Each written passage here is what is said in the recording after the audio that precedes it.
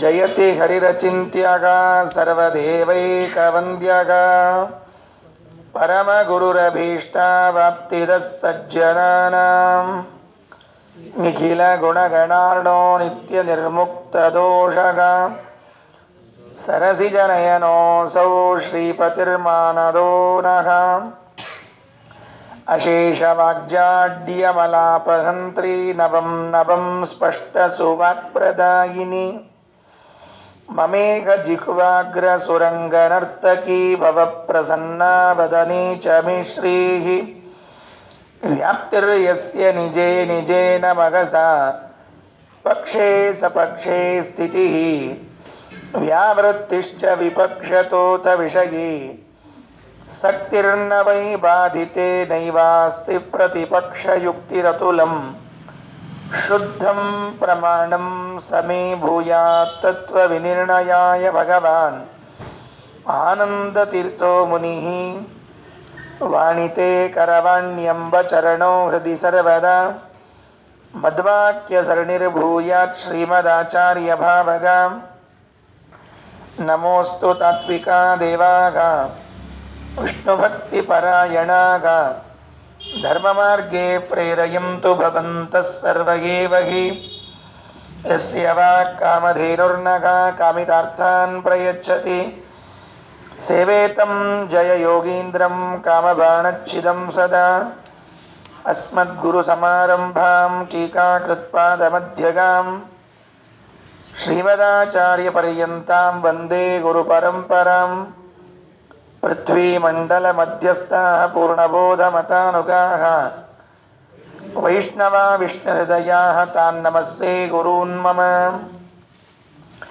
ಆಪಾದಮೌಳಿಪರ್ಯಂತಂ ಗುರುಣಾಮಾಕೃತಿಂ ಸ್ಮರೇತ್ ತೇನ ವಿಘ್ನಾಃ ಪ್ರಣಶ್ಯಂತಿ ಸಿದ್ಧ್ಯಂತಿ ಚ ಮನೋರಥಾಃ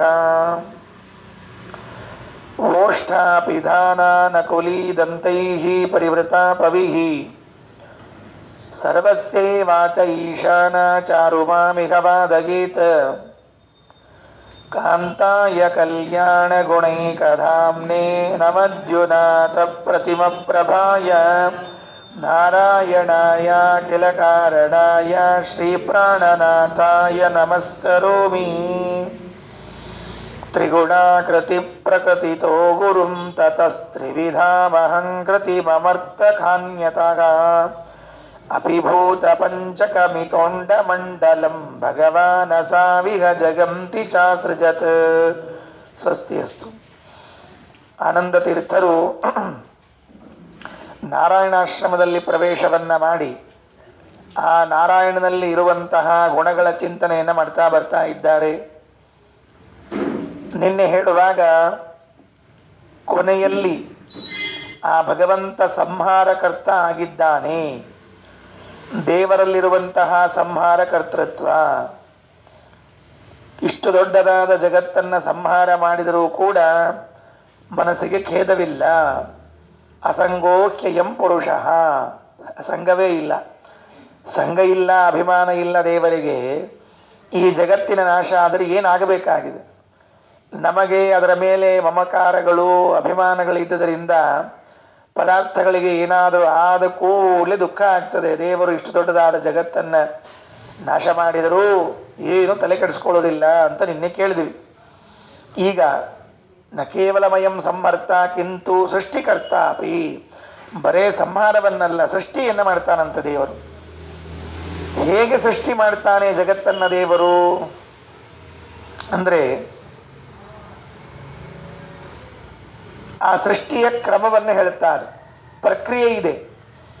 ಇವತ್ತು ವಿಜ್ಞಾನ ಒಂದು ಸೃಷ್ಟಿಯ ಕ್ರಮವನ್ನು ಹೇಳ್ತದೆ. ಯಾಕೆ ಹೇಳಬೇಕಾಗ್ತದೆ ಈ ಪ್ರಸಂಗ ಅಂದರೆ, ಈ ಮಾತುಗಳು ಹೇಳಬೇಕಾದದ್ದು ನಾವೆಲ್ಲ ಹೆಚ್ಚು ಮಾಡಿ ಶಾಲೆಯಲ್ಲಿ ಕಲಿತು ಬಂದವರು, ನಮ್ಮ ಸಿದ್ಧಾಂತವನ್ನ ಕಡಿಮೆಯಾಗಿ ಕೇಳಿದವರು. ಶಾಲೆಯ ಸಂಸ್ಕಾರ ಹೆಚ್ಚಿದ್ದುದರಿಂದ ಆ ವಿಜ್ಞಾನ ಏನು ಜಗತ್ತಿನ ಸೃಷ್ಟಿಯನ್ನು ಹೇಳ್ತದೋ ಅದೇ ನಿಜವಾದ ಸೃಷ್ಟಿ ಅಂತ ತಿಳ್ಕೊಂಡಿದ್ದೇವೆ ನಾವು. ಬೇರೆ ಸೃಷ್ಟಿ ಇದೆ ಅಂತ ಗೊತ್ತಿಲ್ಲ ನಮಗೆ. ನಮ್ಮ ಭಾಗವತ, ರಾಮಾಯಣ, ಮಹಾಭಾರತಗಳು, ವೇದಗಳು ಸೃಷ್ಟಿಯ ಕ್ರಮವನ್ನು ಬೇರೆಯಾಗಿ ಹೇಳಿದೆ. ಇವತ್ತೆಲ್ಲ ಒಬ್ಬೊಬ್ಬ ವಿಜ್ಞಾನಿಗಳು ಕೂಡ ಒಂದೊಂದು ತರಹದ ಥೇರಿಯನ್ನು ಹೇಳುತ್ತಾರೆ. ಯಾರಿಗೆ ನೊಬೆಲ್ ಪ್ರಶಸ್ತಿ ಬರ್ತದೋ ಅವನದೊಂದು ಥೇರಿ, ಯಾರಿಗೆ ಮತ್ತೊಂದು ಪ್ರಶಸ್ತಿ ಬರ್ತದೋ ಅವನದೊಂದು ಥೇರಿ. ಯಾರಿಗೂ ಇದು ಇಲ್ಲ, ಒಂದೇ ಅಭಿಪ್ರಾಯ ಇಲ್ಲ. ಅನಾದಿಯಾದ ವೇದ, ಅಪೌರುಷೇಯವಾದ ವೇದ, ಪುರಾಣಗಳು ಒಂದೇ ಥೇರಿ ಇಟ್ಟುಕೊಂಡಾವ. ದ್ವಾಪರ ಯುಗದಲ್ಲೂ ಇದೇ ನಿಯಮ, ಕೃತಯುಗದಲ್ಲೂ ಇದೇ ನಿಯಮ, ಕಲಿಯುಗದಲ್ಲೂ ಇದೇ ನಿಯಮ. ಕಾಲ ಕಾಲಕ್ಕೆ ನಿಯಮಗಳು ಬದಲಾವಣೆ ಮಾಡೋದಿಲ್ಲ ಶಾಸ್ತ್ರ. ಅಂದ ಮೇಲೆ ಭಗವಾನ್ ಸೃಷ್ಟಿಕರ್ತ, ದೇವರೇ ಜಗತ್ತನ್ನು ನಿರ್ಮಾಣ ಮಾಡ್ತಾನೆ. ಹೇಗೆ ಮಾಡ್ತಾನೆ ಅಂತ ಕೇಳಿದ್ರೆ ಅದಕ್ಕಾಗಿ ನಿಯಮವನ್ನು ಹೇಳಿ ಪ್ರಾರಂಭ ಮಾಡ್ತಾರೆ. ನೋಡ್ರಿ, ಮೊದಲು ಭಗವಾನ್ ಅಸಾವಿಹ, ಅಸೌ ಭಗವಾನ್, ಈ ಪರಮಾತ್ಮನು. ನಮ್ಮವರು ಈ ಸೃಷ್ಟಿ ಉಳಿಬೇಕು ನಮ್ಮಲ್ಲಿ ಅಂತನ್ನೋದಕ್ಕೆ ಒಂದು ಆಟ ಮಾಡಿಬಿಟ್ರು. ಪಂಚೀಕರಣ ಅಂತ ಒಂದು ಆಟ ಮಾಡಿದರು. ಯಾಕೆ ಪಂಚೀಕರಣದ ಆಟ ಮಾಡಿದರು ಅಂದರೆ, ಆಡ್ತಾ ಆಡ್ತಾ ಜಗತ್ತಿನ ಸೃಷ್ಟಿಯನ್ನು ನೆನಪಿಟ್ಕೊಳ್ಳಿ ಅಂತ ಮಾಡಿದರು. ವಾದರಾಜ ಶ್ರೀಚರಣರು ಮಾಡುವಾಗ ಪಂಚೀಕರಣದ ಆಟ ಅಂತ ಮಾಡಿದರು. ಹೆಂಗಿದೆ ನೋಡ್ರಿ, ದೊಡ್ಡವರ ಅನುಸಂಧಾನ ಹೇಗಿರ್ತದೆ ಅಂದರೆ, ದೇವರು ಜಗತ್ತನ್ನು ನಿರ್ಮಾಣ ಮಾಡುವಾಗ ಆಡ್ತಾ ಆಡ್ತಾ ಮಾಡಿದ್ದಂತೆ. ಅದಕ್ಕೆ ನಾವು ಆಡ್ತಾ ಆಡ್ತಾ ಜಗತ್ತಿನ ನಿರ್ಮಾಣವನ್ನು ತಲೆಯಲ್ಲಿ ಇಟ್ಕೋಣ ಅಂತ ಹೇಳಿದ್ರಂತೆ. ಈ ಭೂತದಿಂದ ಈ ಭೂತ ಬಂತು, ಇಲ್ಲಿಂದ ಇಲ್ಲಿಗೆ ಹೋಯಿತು, ಅದು ಇದರಲ್ಲಿ ಲಯವಾಯಿತು ಅಂತ ಹೇಳುವ ಆಟವೇ ಪಂಚೀಕರಣದ ಆಟ. ಅದಕ್ಕೆ ಈ ಪದ್ಯದಲ್ಲಿ ನಾರಾಯಣ ಪಂಡಿತಾಚಾರ್ಯರು 11ನೇ ಪದ್ಯದಲ್ಲಿ ಹೇಳುವಾಗ ಜಗತ್ತಿನ ಸೃಷ್ಟಿ ಹೇಗಾಯಿತು ಅಂತ ಹೇಳುತ್ತಾರೆ. ಭಗವಂತ ತ್ರಿಗುಣಾಕೃತಿ ಪ್ರಕೃತಿತಃ, ಮೊದಲು ಪ್ರಕೃತಿಯನ್ನು ತೆಗೆದುಕೊಂಡ. ಆ ಪ್ರಕೃತಿ ಹೇಗಿತ್ತು ಅಂದರೆ ತ್ರಿಗುಣಾಕೃತಿ, ಸತ್ವರಜಸ್ತಮೋ ಗುಣಗಳೆಂಬ 3 ಗುಣಗಳನ್ನು ತನ್ನಲ್ಲಿ ಇಟ್ಟುಕೊಂಡ ಪ್ರಕೃತಿ. ಪ್ರಕೃತಿಯ ಹೊಟ್ಟೆಯಲ್ಲಿ 3 ಗುಣಗಳು, ಸತ್ವಗುಣ, ರಜೋಗುಣ, ತಮೋಗುಣ. ಜಗತ್ತಿನಲ್ಲಿ ಯಾವುದೇ ಪದಾರ್ಥ ನಿರ್ಮಾಣವಾದರೂ ಅದರಲ್ಲಿ ಈ 3 ಗುಣಗಳ ಅಂಶ ಇರಲೇಬೇಕು. ಕಲ್ಲು ಸತ್ವರಜಸ್ತಮೋ ಗುಣ ಉಳ್ಳದ್ದು, ಮಣ್ಣು ಸತ್ವಗುಣ, ರಜೋಗುಣ, ತಮೋಗುಣ ಉಳ್ಳದ್ದು, ನೀರು ಹೌದು. 3 ಗುಣಗಳಿಲ್ಲದೆ ಹೋದರೆ ಜಗತ್ತಿನಲ್ಲಿ ಯಾವ ಪದಾರ್ಥಗಳ ನಿರ್ಮಾಣವೂ ಆಗುವುದಿಲ್ಲ. ಇದು ನಮ್ಮ ಸಿದ್ಧಾಂತ. ತ್ರಿಗುಣಾಕೃತಿ ಪ್ರಕೃತಿತಃ, ತ್ರಿಗುಣಾಕೃತಿ ಪ್ರಕೃತಿತಃ 3 ಗುಣಗಳನ್ನು ಉಳ್ಳ, 3 ಗುಣಗಳ ಆಕೃತಿಯಾಗಿ ಇರುವಂತಹ ಪ್ರಕೃತಿಯಿಂದ ಏನು ಸೃಷ್ಟಿ ಮಾಡಿದ ಭಗವಂತ ಅಂದರೆ ಗುರುಂ, ಗುರುಗಳನ್ನು ಸೃಷ್ಟಿ ಮಾಡಿದ್ದಂತೆ. ಇವ್ಯಾವ ಗುರುಪಾಯವ? 3 ಗುಣದಿಂದ ಹೊರಗೆ ಬಂದ ಗುರು ಯಾರು ಅಂದರೆ ಜಗದ್ಗುರುಗಳಾದ ಬ್ರಹ್ಮದೇವರೇನಿದ್ದಾರಲ್ಲ ಅವರನ್ನ, ಅಂದರೆ ಅರ್ಥಾತ್ ಮಹತ್ತತ್ವವನ್ನು ಸೃಷ್ಟಿ ಮಾಡಿದ. ಗುರು ಗುರು ಅಂತ ಶಬ್ದ ಇದೆ. ಆ ಗುರು ಎಂಬ ಶಬ್ದಕ್ಕೆ ಅರ್ಥ ಏನು ಅಂತ ಕೇಳಿದ್ರೆ ಮಹತ್ತತ್ವ. ತತ್ವವನ್ನು ಸೃಷ್ಟಿ ಮಾಡಲಿಲ್ಲ, ತತ್ವದ ಜೊತೆಗೆ ತತ್ವಾಭಿಮಾನಿ ದೇವತೆಗಳನ್ನೂ ನಿರ್ಮಾಣ ಮಾಡಿದ್ದಾನೆ. ಅಂದರೆ 2 ಸೃಷ್ಟಿ. ಜಗತ್ತಿನ ಸೃಷ್ಟಿಯನ್ನು ಮಾಡ್ತಾ ಇರುವಾಗ ಮೊದಲು ಸೃಷ್ಟಿ ಮಾಡಿದ್ದೇನೋ ಪದಾರ್ಥಗಳು, ಅದಕ್ಕೆ ಅಭಿಮಾನಿಗಳು. ಒಂದು ಕಡೆಯಲ್ಲಿ ಪದಾರ್ಥಗಳ ಸೃಷ್ಟಿಯನ್ನು, ಇನ್ನೊಂದು ಕಡೆಗೆ ಅಭಿಮಾನಿಗಳ ಸೃಷ್ಟಿಯನ್ನು ಮಾಡ್ತಾ ಮಾಡ್ತಾ ಹೋಗ್ತಾನೆ. ಮಹಾಲಕ್ಷ್ಮೀ ದೇವಿ ಅನಾದ್ಯನಂತ ಕಾಲದಿಂದ ಇದ್ಲು. ಅವಳಿಂದ ಅಭಿಮನ್ಯಮಾನವಾದ ಪ್ರಕೃತಿಯನ್ನು ತೆಗೆದುಕೊಂಡ. ಆ ಪ್ರಕೃತಿಯಿಂದ ಹೊರಗಡೆಗೆ ಮಹತ್ತತ್ವವನ್ನು ತೆಗೆದ. ಅದಕ್ಕೆ ಅಭಿಮಾನಿಗಳಾದ ಬ್ರಹ್ಮದೇವರನ್ನು ಸೃಷ್ಟಿ ಮಾಡಿದ. ಇನ್ನು ತತಃ ಆಮೇಲೆ ಮಹತ್ತತ್ವದಿಂದ ತ್ರಿವಿಧಾಂ ಅಹಂಕೃತಿಂ, 3 ಅಹಂಕಾರವನ್ನು ನಿರ್ಮಾಣ ಮಾಡಿದ್ದಂತೆ. ಬಹಳ ಚಂದ 3 ಅಹಂಕಾರ ನಿರ್ಮಾಣ. ಯಾರವು 3 ಅಹಂಕಾರ ಯಾವುದು? ವೈಕಾರಿಕ ಅಹಂಕಾರ, ತೈಜಸ ಅಹಂಕಾರ, ತಾಮಸ ಅಹಂಕಾರಗಳು. ನಮಗಿವೆಲ್ಲ ಪಾಠ ಹೇಳೋದೇ ಇಲ್ಲ, ಗೊತ್ತೇ ಆಗೋದಿಲ್ಲ. ಕೊನೆ ತನಕ ಏನು ಸೃಷ್ಟಿ ಮಾಡಿದ್ರು ಏನು ಬಿಟ್ರು ಅಂತ ಗೊತ್ತೇ ಆಗಿಲ್ಲ. ಒಟ್ಟಿಗೆ ಮಾಡಿದ್ರಿಲ್ಲೋ ಸಂತೋಷ, ಸೊಳ್ಳೆ ಯಾಕೆ ತಲೆಗೆ ಇಟ್ಕೊತೀರಿ, ಹೋಗ್ಲಿ ಬಿಡ್ರಿ ಅಂದ್ಬಿಡ್ತಾರೆ. ಒಟ್ಟಿಗೆ ಮಾಡ್ರಿ ನೀವು ಅಷ್ಟು ಕೆಲಸ. ಮೊದಲು ಪ್ರಕೃತಿ, ಆ ಪ್ರಕೃತಿಯಿಂದ ಮಹತ್ತತ್ವ, ಮಹತ್ತತ್ವದಿಂದ ಅಹಂಕಾರ ತತ್ವ. ಇದು 3 ಭಾಗಗಳಾದ ಅಹಂಕಾರ ತತ್ವ. ವೈಕಾರಿಕ ಅಹಂಕಾರ, ತೈಜಸ ಅಹಂಕಾರ, ತಾಮಸ ಅಹಂಕಾರ ಅಂತ 3 ಅಹಂಕಾರಗಳು. ಅಲ್ಲಿಂದ ಮುಂದೇನು ಸೃಷ್ಟಿ ಮಾಡಿದರು? ಅಮರ್ತ್ಯ. ಅಮರ್ತ್ಯ ಅಂದರೆ ದೇವತೆಗಳು, ದೇವತೆಗಳನ್ನು ಸೃಷ್ಟಿ ಮಾಡಿದರು. ಅಲ್ಲಿಂದ ಖಾನಿ ಅಂದರೆ ಇಂದ್ರಿಯಗಳನ್ನು. ಅದು ಮುಗಿದ ಮೇಲೆ ಭೂತ ಪಂಚಕಂ, 5 ಭೂತಗಳು, ಮಣ್ಣು, ನೀರು, ಗಾಳಿ, ಬೆಂಕಿ, ಆಕಾಶ. ಅದಾದ ಮೇಲೆ ಅಂಡಮಂಡಲಂ, ಅವೆಲ್ಲದರಿಂದ ಸೇರಿಕೊಂಡು ಬ್ರಹ್ಮಾಂಡದ ನಿರ್ಮಾಣವನ್ನು ಮಾಡಿದ. ನೋಡಿ, ಒಂದೇ ಶ್ಲೋಕದಲ್ಲಿ ಪ್ರಕೃತಿ ತತ್ವದಿಂದ ಹಿಡಿದುಕೊಂಡು ಬ್ರಹ್ಮಾಂಡದವರೆಗೆ ಏನೇನು ದೇವರು ಸೃಷ್ಟಿ ಮಾಡಿದ ಅಂತನ್ನೋದನ್ನ ಅನುಸಂಧಾನ ಮಾಡಿದವರು ಆಚಾರ್ಯರು ಅಂತ ನಾರಾಯಣ ಪಂಡಿತಾಚಾರ್ಯ ತಿಳಿಸ್ತಾ ಇದ್ದಾರೆ. ತ್ರಿಗುಣಾಕೃತಿ ಪ್ರಕೃತಿತೋ ಗುರುಂ ತತಃ ತ್ರಿವಿಧಾಮಹಂಕೃತಿ ಮಮರ್ತ್ಯ ಕಾನ್ಯತಃ ಅಪಿಭೂತ ಪಂಚಕಮಿತೋಂಡ ಮಂಡಲಂ ಭಗವಾನ ಸಾವಿಹ ಜಗಂತಿ ಚಾಸೃಜತ್. ಅದೇನು ಮೂರು ಅಹಂಕಾರಗಳನ್ನು ಸೃಷ್ಟಿ ಮಾಡಿದ್ದಾನಲ್ಲ ಪರಮಾತ್ಮ, ಆ ಮೂರು ಅಹಂಕಾರಗಳಿಗೂ ಕೂಡ ಅಭಿಮಾನಿಗಳಾದವರು ಯಾರು? ರುದ್ರದೇವರು. ಆ ಅಹಂಕಾರ ತತ್ವಾಭಿಮಾನಿಗಳಾದ ರುದ್ರದೇವರು, ಅದರಲ್ಲಿ ಆ ರುದ್ರದೇವರೇನ್ ಮಾಡ್ತಾರೆ? ವೈಕಾರಿಕ ಅಹಂಕಾರದಿಂದ 10 ಇಂದ್ರಿಯಗಳ ಅಭಿಮಾನಿ ದೇವತೆಗಳನ್ನ ಸೃಷ್ಟಿ ಮಾಡಿದ. ವೈಕಾರಿಕ ಅಹಂಕಾರದಿಂದ ಏನು ಸೃಷ್ಟಿ ಮಾಡಿದ ದೇವರು? 10 ಇಂದ್ರಿಯ ಅಭಿಮಾನಿ ದೇವತೆಗಳನ್ನ ಸೃಷ್ಟಿ ಮಾಡಿದ್ದಾನೆ. ಕಣ್ಣಿಗೊಬ್ಬರ ಅಭಿಮಾನಿ ದೇವತೆ, ಕಿವಿಗೊಬ್ಬರ ಅಭಿಮಾನಿ ದೇವತೆ, ಮೂಗಿಗೆ ಒಬ್ಬರು ಅಭಿಮಾನಿ ದೇವತೆ ಅಂತ ಪ್ರತ್ಯೇಕ ಅಭಿಮಾನಿ ದೇವತೆಗಳಿದ್ದಾರೆ. ಈ ದೇವತೆಗಳು ಹುಟ್ಟಲಿಕ್ಕೆ ಕಾರಣವಾದದ್ದು ಯಾವುದು? ಅವರ ದೇಹಗಳು ಹುಟ್ಟಲಿಕ್ಕೆ ಕಾರಣ ವೈಕಾರಿಕ ಅಹಂಕಾರ. ಅಂದ್ರೆ ನಾವು ಹಿಂಗೆ ತಿಳಿಬೇಕೀಗ. ಏನ್ ತಿಳಿಬೇಕು? ಈಗ ಇಂದ್ರದೇವರಿದ್ದಾರೆ. ಇಂದ್ರದೇವರು ಹಸ್ತಾಭಿಮಾನಿಗಳು, ಕೈಗೆ ಅಭಿಮಾನಿಗಳಾಗಿದ್ದಾರೆ ಇಂದ್ರದೇವರು. ಅಂದ್ರೆ ಆ ಇಂದ್ರದೇವರ ದೇಹ ನಿರ್ಮಾಣ ಆದದ್ದು ವೈಕಾರಿಕ ಅಹಂಕಾರ ತತ್ವದಿಂದ ನಿರ್ಮಾಣವಾಗಿದೆ. ಮೂಗು ಘ್ರಾಣೇಂದ್ರಿಯ, ಆ ಘ್ರಾಣೇಂದ್ರಿಯಕ್ಕೆ ಅಭಿಮಾನಿಗಳಾಗಿದ್ದಾರೆ ಅಶ್ವಿದೇವತೆಗಳು. ಆ ಅಶ್ವಿದೇವತೆಗಳ ದೇಹ ನಿರ್ಮಾಣವಾದದ್ದು ವೈಕಾರಿಕ ಅಹಂಕಾರದಿಂದ. ವೈಕಾರಿಕ ಅಹಂಕಾರದಿಂದ ನಿರ್ಮಾಣವಾದ ದೇಹವುಳ್ಳ ಅವರು ತೈಜಸ ಅಹಂಕಾರದಿಂದ ನಿರ್ಮಾಣವಾಗಿರುವಂತಹ ಇಂದ್ರಿಯಗಳಿಗೆ ಅಭಿಮಾನಿಗಳಾಗಿದ್ದಾರೆ. ನಮ್ಮ ಇಂದ್ರಿಯಗಳು ಹೇಗೆ ನಿರ್ಮಾಣವಾಗಿವೆ?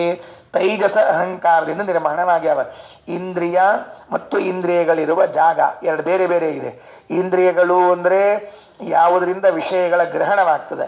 ಇಂದ್ರಿಯ ಗೋಲಕ ಅಂತಂದ್ರೆ ಯಾವುದು ಇಂದ್ರಿಯಗಳು ಇವೆಯೋ ಅವುಗಳಿಗೆ ಗೋಲಕ ಅಂತ ಕರೆಯೋದು. ಕಣ್ಣು ಅಂತ ನಾವು ಯಾವುದನ್ನು ತೋರಿಸ್ತೀವಿ, ಇದು ಗೋಲಕ, ಇದು ಇಂದ್ರಿಯ ಅಲ್ಲ, ಇದು ಇಂದ್ರಿಯ ಅಲ್ಲ. ಬಹಳ ತಪ್ಪಾಗಿ ವ್ಯವಹಾರ ನಮ್ಮಿಂದ. ಏನು, ಅವನಿಗೆ ಕಣ್ಣಿಲ್ಲ ಅಂದ್ಕೊಳ್ಳಿ ಹಿಂಗೆ ತೋರಿಸ್ತೀವಲ್ಲ, ಇದು ಕಣ್ಣದೇ ಅದ, ಅವನಿಗೆ ಕಣ್ಣಿದೆ, ಇದೆ ಗೋಲಕ ಇದೆ, ಒಳಗಡೆಗೆ ಇರುವಂತಹ ಇಂದ್ರಿಯ ಇಲ್ಲ. ಹೀಗಾಗಿ ಇಂದ್ರಿಯಕ್ಕೂ ಗೋಲಕಕ್ಕೂ ಒಂದೇ ಶಬ್ದವನ್ನು ಬಳಸ್ತೀವಿ, ಕಣ್ಣು ಅಂತ ಹೇಳಿ. ಮೂಗಿಗೂ ಘ್ರಾಣೇಂದ್ರಿಯಕ್ಕೂ ಒಂದೇ ಶಬ್ದವನ್ನು ಬಳಸ್ತೀವಿ, ಮೂಗು ಅಂತ ಹೇಳಿ. ಸ್ವಾರಸ್ಯ ಏನು ಅಂದ್ರೆ ಅದಕ್ಕೆ ಅಭಿಮಾನಿ ದೇವತೆಗೂ ಕೂಡ ಅದೇ ಶಬ್ದವನ್ನು ಬಳಸ್ತೀವಿ. ಹೀಗಾಗಿ ಒಂದು ಶಬ್ದ ಮೂರಲ್ಲಿ ಬಳಕೆ ಇರ್ತದೆ. ಅದಕ್ಕೆ ತೈಜಸ ಅಹಂಕಾರದಿಂದ ನಿರ್ಮಾಣವಾಗಿದೆ ಇಂದ್ರಿಯಗಳು. ತಾಮಸ ಅಹಂಕಾರದಿಂದ ನಿರ್ಮಾಣವಾಗಿದೆ ಶಬ್ದಸ್ಪರ್ಶ ರೂಪ ರಸಗಂಧಗಳು. ಶಬ್ದಸ್ಪರ್ಶ ರೂಪ ರಸಗಂಧಗಳೇನಿವೆ ಇವು ತಾಮಸ ಅಹಂಕಾರ. ಅಂದ್ರೆ ಶಬ್ದ ಅಂತ ಅಂದ್ಕೊಳ್ಳಿ ಅದರಲ್ಲಿ ತಾಮಸ ಅಹಂಕಾರ ಇದ್ದದ್ದೇ, ಗಂಧ ಅಂದ್ಕೊಳ್ಳಿ ಅದರಲ್ಲಿ ತಾಮಸ ಅಹಂಕಾರ ಇದ್ದದ್ದೇ. ನಮಗೆ ಲಕ್ಷ್ಯ ಬರೋದಿಲ್ಲ ಅಷ್ಟೇ, ಆದರೆ ನೆನಪಿಟ್ಟುಕೊಳ್ಬೇಕು. ಏನಾಯಿತು? ಇಂದ್ರಿಯಾಭಿಮಾನಿ ದೇವತೆಗಳು ವೈಕಾರಿಕ ಅಹಂಕಾರದಿಂದ, ಇಂದ್ರಿಯಗಳು ತೈಜಸ ಅಹಂಕಾರದಿಂದ. ಆ ಇಂದ್ರಿಯಗಳಿಗೆ ಮಾತ್ರೆಗಳೇನವಲ್ಲ ಅವು ತಾಮಸ ಅಹಂಕಾರದಿಂದ. ವಿಚಿತ್ರ ಜಗತ್ತು ದೇವರು ಸೃಷ್ಟಿ ಮಾಡಿದ್ದು. ಮೂರು ಬೇರೆ ಬೇರೆ ದಿಕ್ಕಿನಲ್ಲಿ ಇದ್ದದ್ದು. ವೈಕಾರಿಕ ಅಹಂಕಾರ, ತೈಜಸ ಅಹಂಕಾರ, ತಾಮಸ ಅಹಂಕಾರಗಳು. ಇವರು ಮೂರನ್ನೂ ಒಂದು ಕಡೆ ಕೂಡಿಸ್ತಾನಲ್ಲ, ಇದು ದೇವರ ವ್ಯಾಪಾರ. ಮೂರನ್ನೂ ಒಂದು ಕಡೆ ಕೂಡಿಸ್ತಾನೆ. ವೈಕಾರಿಕ ಅಹಂಕಾರದಿಂದ ಹುಟ್ಟಿದ ದೇವತೆಗಳು ತೈಜಸ ಅಹಂಕಾರದಿಂದ ಹುಟ್ಟಿದ ಇಂದ್ರಿಯಕ್ಕೆ ಅಭಿಮಾನಿಗಳಾಗಿ ತಾಮಸ ಅಹಂಕಾರದಿಂದ ಹುಟ್ಟಿದ ಪದಾರ್ಥಗಳನ್ನು ಸ್ವೀಕಾರ ಮಾಡ್ತಾರೆ. What A combination! ಭಾರಿ ವಿಚಿತ್ರ ಕಾಂಬಿನೇಷನ್. ಅನ್ನ ಒಗ್ಗರಣೆ ಇದ್ದಂಗ, ಗೊತ್ತಾತಿಲ್ಲೋ? ಇದು ಎಣ್ಣೆ, ಅದು ಅಕ್ಕಿ, ಎರಡೂ ಕೂಡಿಸಿದಾಗ ಚಿತ್ರಾನ್ನ ಅಂತ ರುಚಿ ಬರ್ತದೆ. ಅದೇ ಟೇಸ್ಟು. ಬರೀ ಅನ್ನ ತಿಂದು ರುಚಿ ಬರಂಗಿಲ್ಲ, ಬರೀ ಎಣ್ಣೆ ತಿಂದು ರುಚಿ ಬರಂಗಿಲ್ಲ, ಎರಡೂ ಕೂಡಿದಾಗ ರುಚಿ ಬರೋದು. ಅದಕ್ಕೆ ಈ ತರಹದ ಸೃಷ್ಟಿಯನ್ನು ಮಾಡಿದ್ದಾನೆ ಅಂತ. ತ್ರಿಗುಣಾಕೃತಿ ಪ್ರಕೃತಿತೋ ಗುರುಂ ತತಃ ತ್ರಿವಿಧಾಮಹಂಕೃತಿ ಮಮರ್ತ್ಯ ಕಾನ್ಯತಃ ಅಪಿಭೂತ ಪಂಚಕಮಿತೋಂಡ ಮಂಡಲಂ ಭಗವಾನ ಸಾವಿಹ ಜಗಂತಿ ಚಾಸೃಜತ್. ಈಗ ದೇವತೆಗಳ ಸೃಷ್ಟಿಯನ್ನ ಮಾಡಿದ ಪರಮಾತ್ಮ ಅಂತ 12ನೇ ಪದ್ಯ. ವಿಧಿವಾಯುವೀಂದ್ರ ಶಿವ ಕೌಶಿಕೇಶಿಕಾ ನಮರಾಮರಾನುಗನರಾಸುರಾಧಿಕ ಸೃಜತಿ ಪ್ರಪಾಲಯತಿ ಹಂತಿ ಸಂತತಂ ಸ್ವಗತಿಂ ಪ್ರಯಾಪಯತಿ ಚೈಶಲೀಲಯ. ವಿಧಿ ಬ್ರಹ್ಮದೇವರನ್ನ, ವಾಯುದೇವರನ್ನ, ವೀಂದ್ರ ಗರುಡದೇವರನ್ನ, ಶಿವ ರುದ್ರದೇವರನ್ನ, ಕೌಶಿಕ ಅಂದ್ರೆ ಇಂದ್ರದೇವರು. ಇಂದ್ರದೇವರಿಗೆ ಕೌಶಿಕ ಅಂತ ಹೆಸರದ, ಹೊಸ ಹೆಸರು, ಕೇಳಿರ್ಲಿಕ್ಕಿಲ್ಲ ನಾವೆಲ್ಲ. ಅದಕ್ಕೆ ಕೌಶಿಕ. ಆಮೇಲೆ ಇವರನ್ನೆಲ್ಲರನ್ನೂ ಕೂಡ ಸೃಷ್ಟಿ ಮಾಡತಕ್ಕಂಥವನಾಗಿದ್ದಾನೆ. ಈಶಕಾನ್ ಇವರೇ ಮೊದಲಾದವರನ್ನೆಲ್ಲ ಸೃಷ್ಟಿ ಮಾಡಿದ್ದಾನೆ. ಇನ್ನ ಅಮರಾಮರಾನುಗ ನರಾಸುರಾದಿಕಾನ್ ದೇವತೆಗಳ ಅನುಯಾಯಿಗಳು, ಮನುಷ್ಯರು, ಅಸುರರು ಎಲ್ಲರನ್ನ ಸೃಷ್ಟಿ ಮಾಡಿದ್ದಾನೆ. ದೇವತೆಗಳ ಸೃಷ್ಟಿಯಾದ ಮೇಲೆ ದೇವತೆಗಳ ಅನುಯಾಯಿಗಳನ್ನು ಸೃಷ್ಟಿ ಮಾಡಿದ. ಅವರು ಅಮರ ಅನುಗರು. ಅದಾದ ಮೇಲೆ ನರ ನಮ್ಮನ್ನು ಸೃಷ್ಟಿ ಮಾಡಿದ. ಆಮೇಲೆ ದಾನವರನ್ನು ಸೃಷ್ಟಿ ಮಾಡಿದ್ದಾನೆ. ಎಲ್ಲರನ್ನು ಸೃಷ್ಟಿ ಮಾಡಿದ. ಇವರು ಎಲ್ಲರನ್ನೂ ಕೂಡ ಸೃಜತಿ ಸೃಷ್ಟಿ ಮಾಡ್ತಾನೆ, ಪ್ರಪಾಲಯತಿ ರಕ್ಷಣಾ ಮಾಡ್ತಾನೆ, ಹಂತಿ ಕೊಲ್ತಾನ, ಸಂತತಂ ಯಾವಾಗಲೂ ಸ್ವಗತಿಂ ಪ್ರಯಾಪಯತಿ ಅವರವರ ಗತಿಗಳೇನೋ ಅವುಗಳನ್ನು ಹೊಂದಿಸ್ತಾನೆ. ಲೀಲಯ ಅನಾಯಾಸೇನ ಇಷ್ಟು ಕೆಲಸವನ್ನ ಮಾಡ್ತಾನೆ. ಜಗನ್ನಾಥದಾಸರು ಒಂದು ಮಾತಂತಾರೆ, ಏನು ಕರುಣಾನಿಧಿಯೋ ಹರಿ ಮತ್ತೇನು ಭಕ್ತಾಧೀನನೋ ಇನ್ನೇನೋ ಈತನ ಲೀಲೆ ಇಚ್ಛಾ ಮಾತ್ರದಲ್ಲಿ ಜಗವ ತಾನೇ ಸೃಜಿಸುವ ಪಾಲಿಸುವ ನಿರ್ವಣ ಮೊದಲಾದ ಕಿಳಲೋಕ ಸ್ಥಾನದಲ್ಲಿ ಆನಂದ ಬಡಿಸುವನು.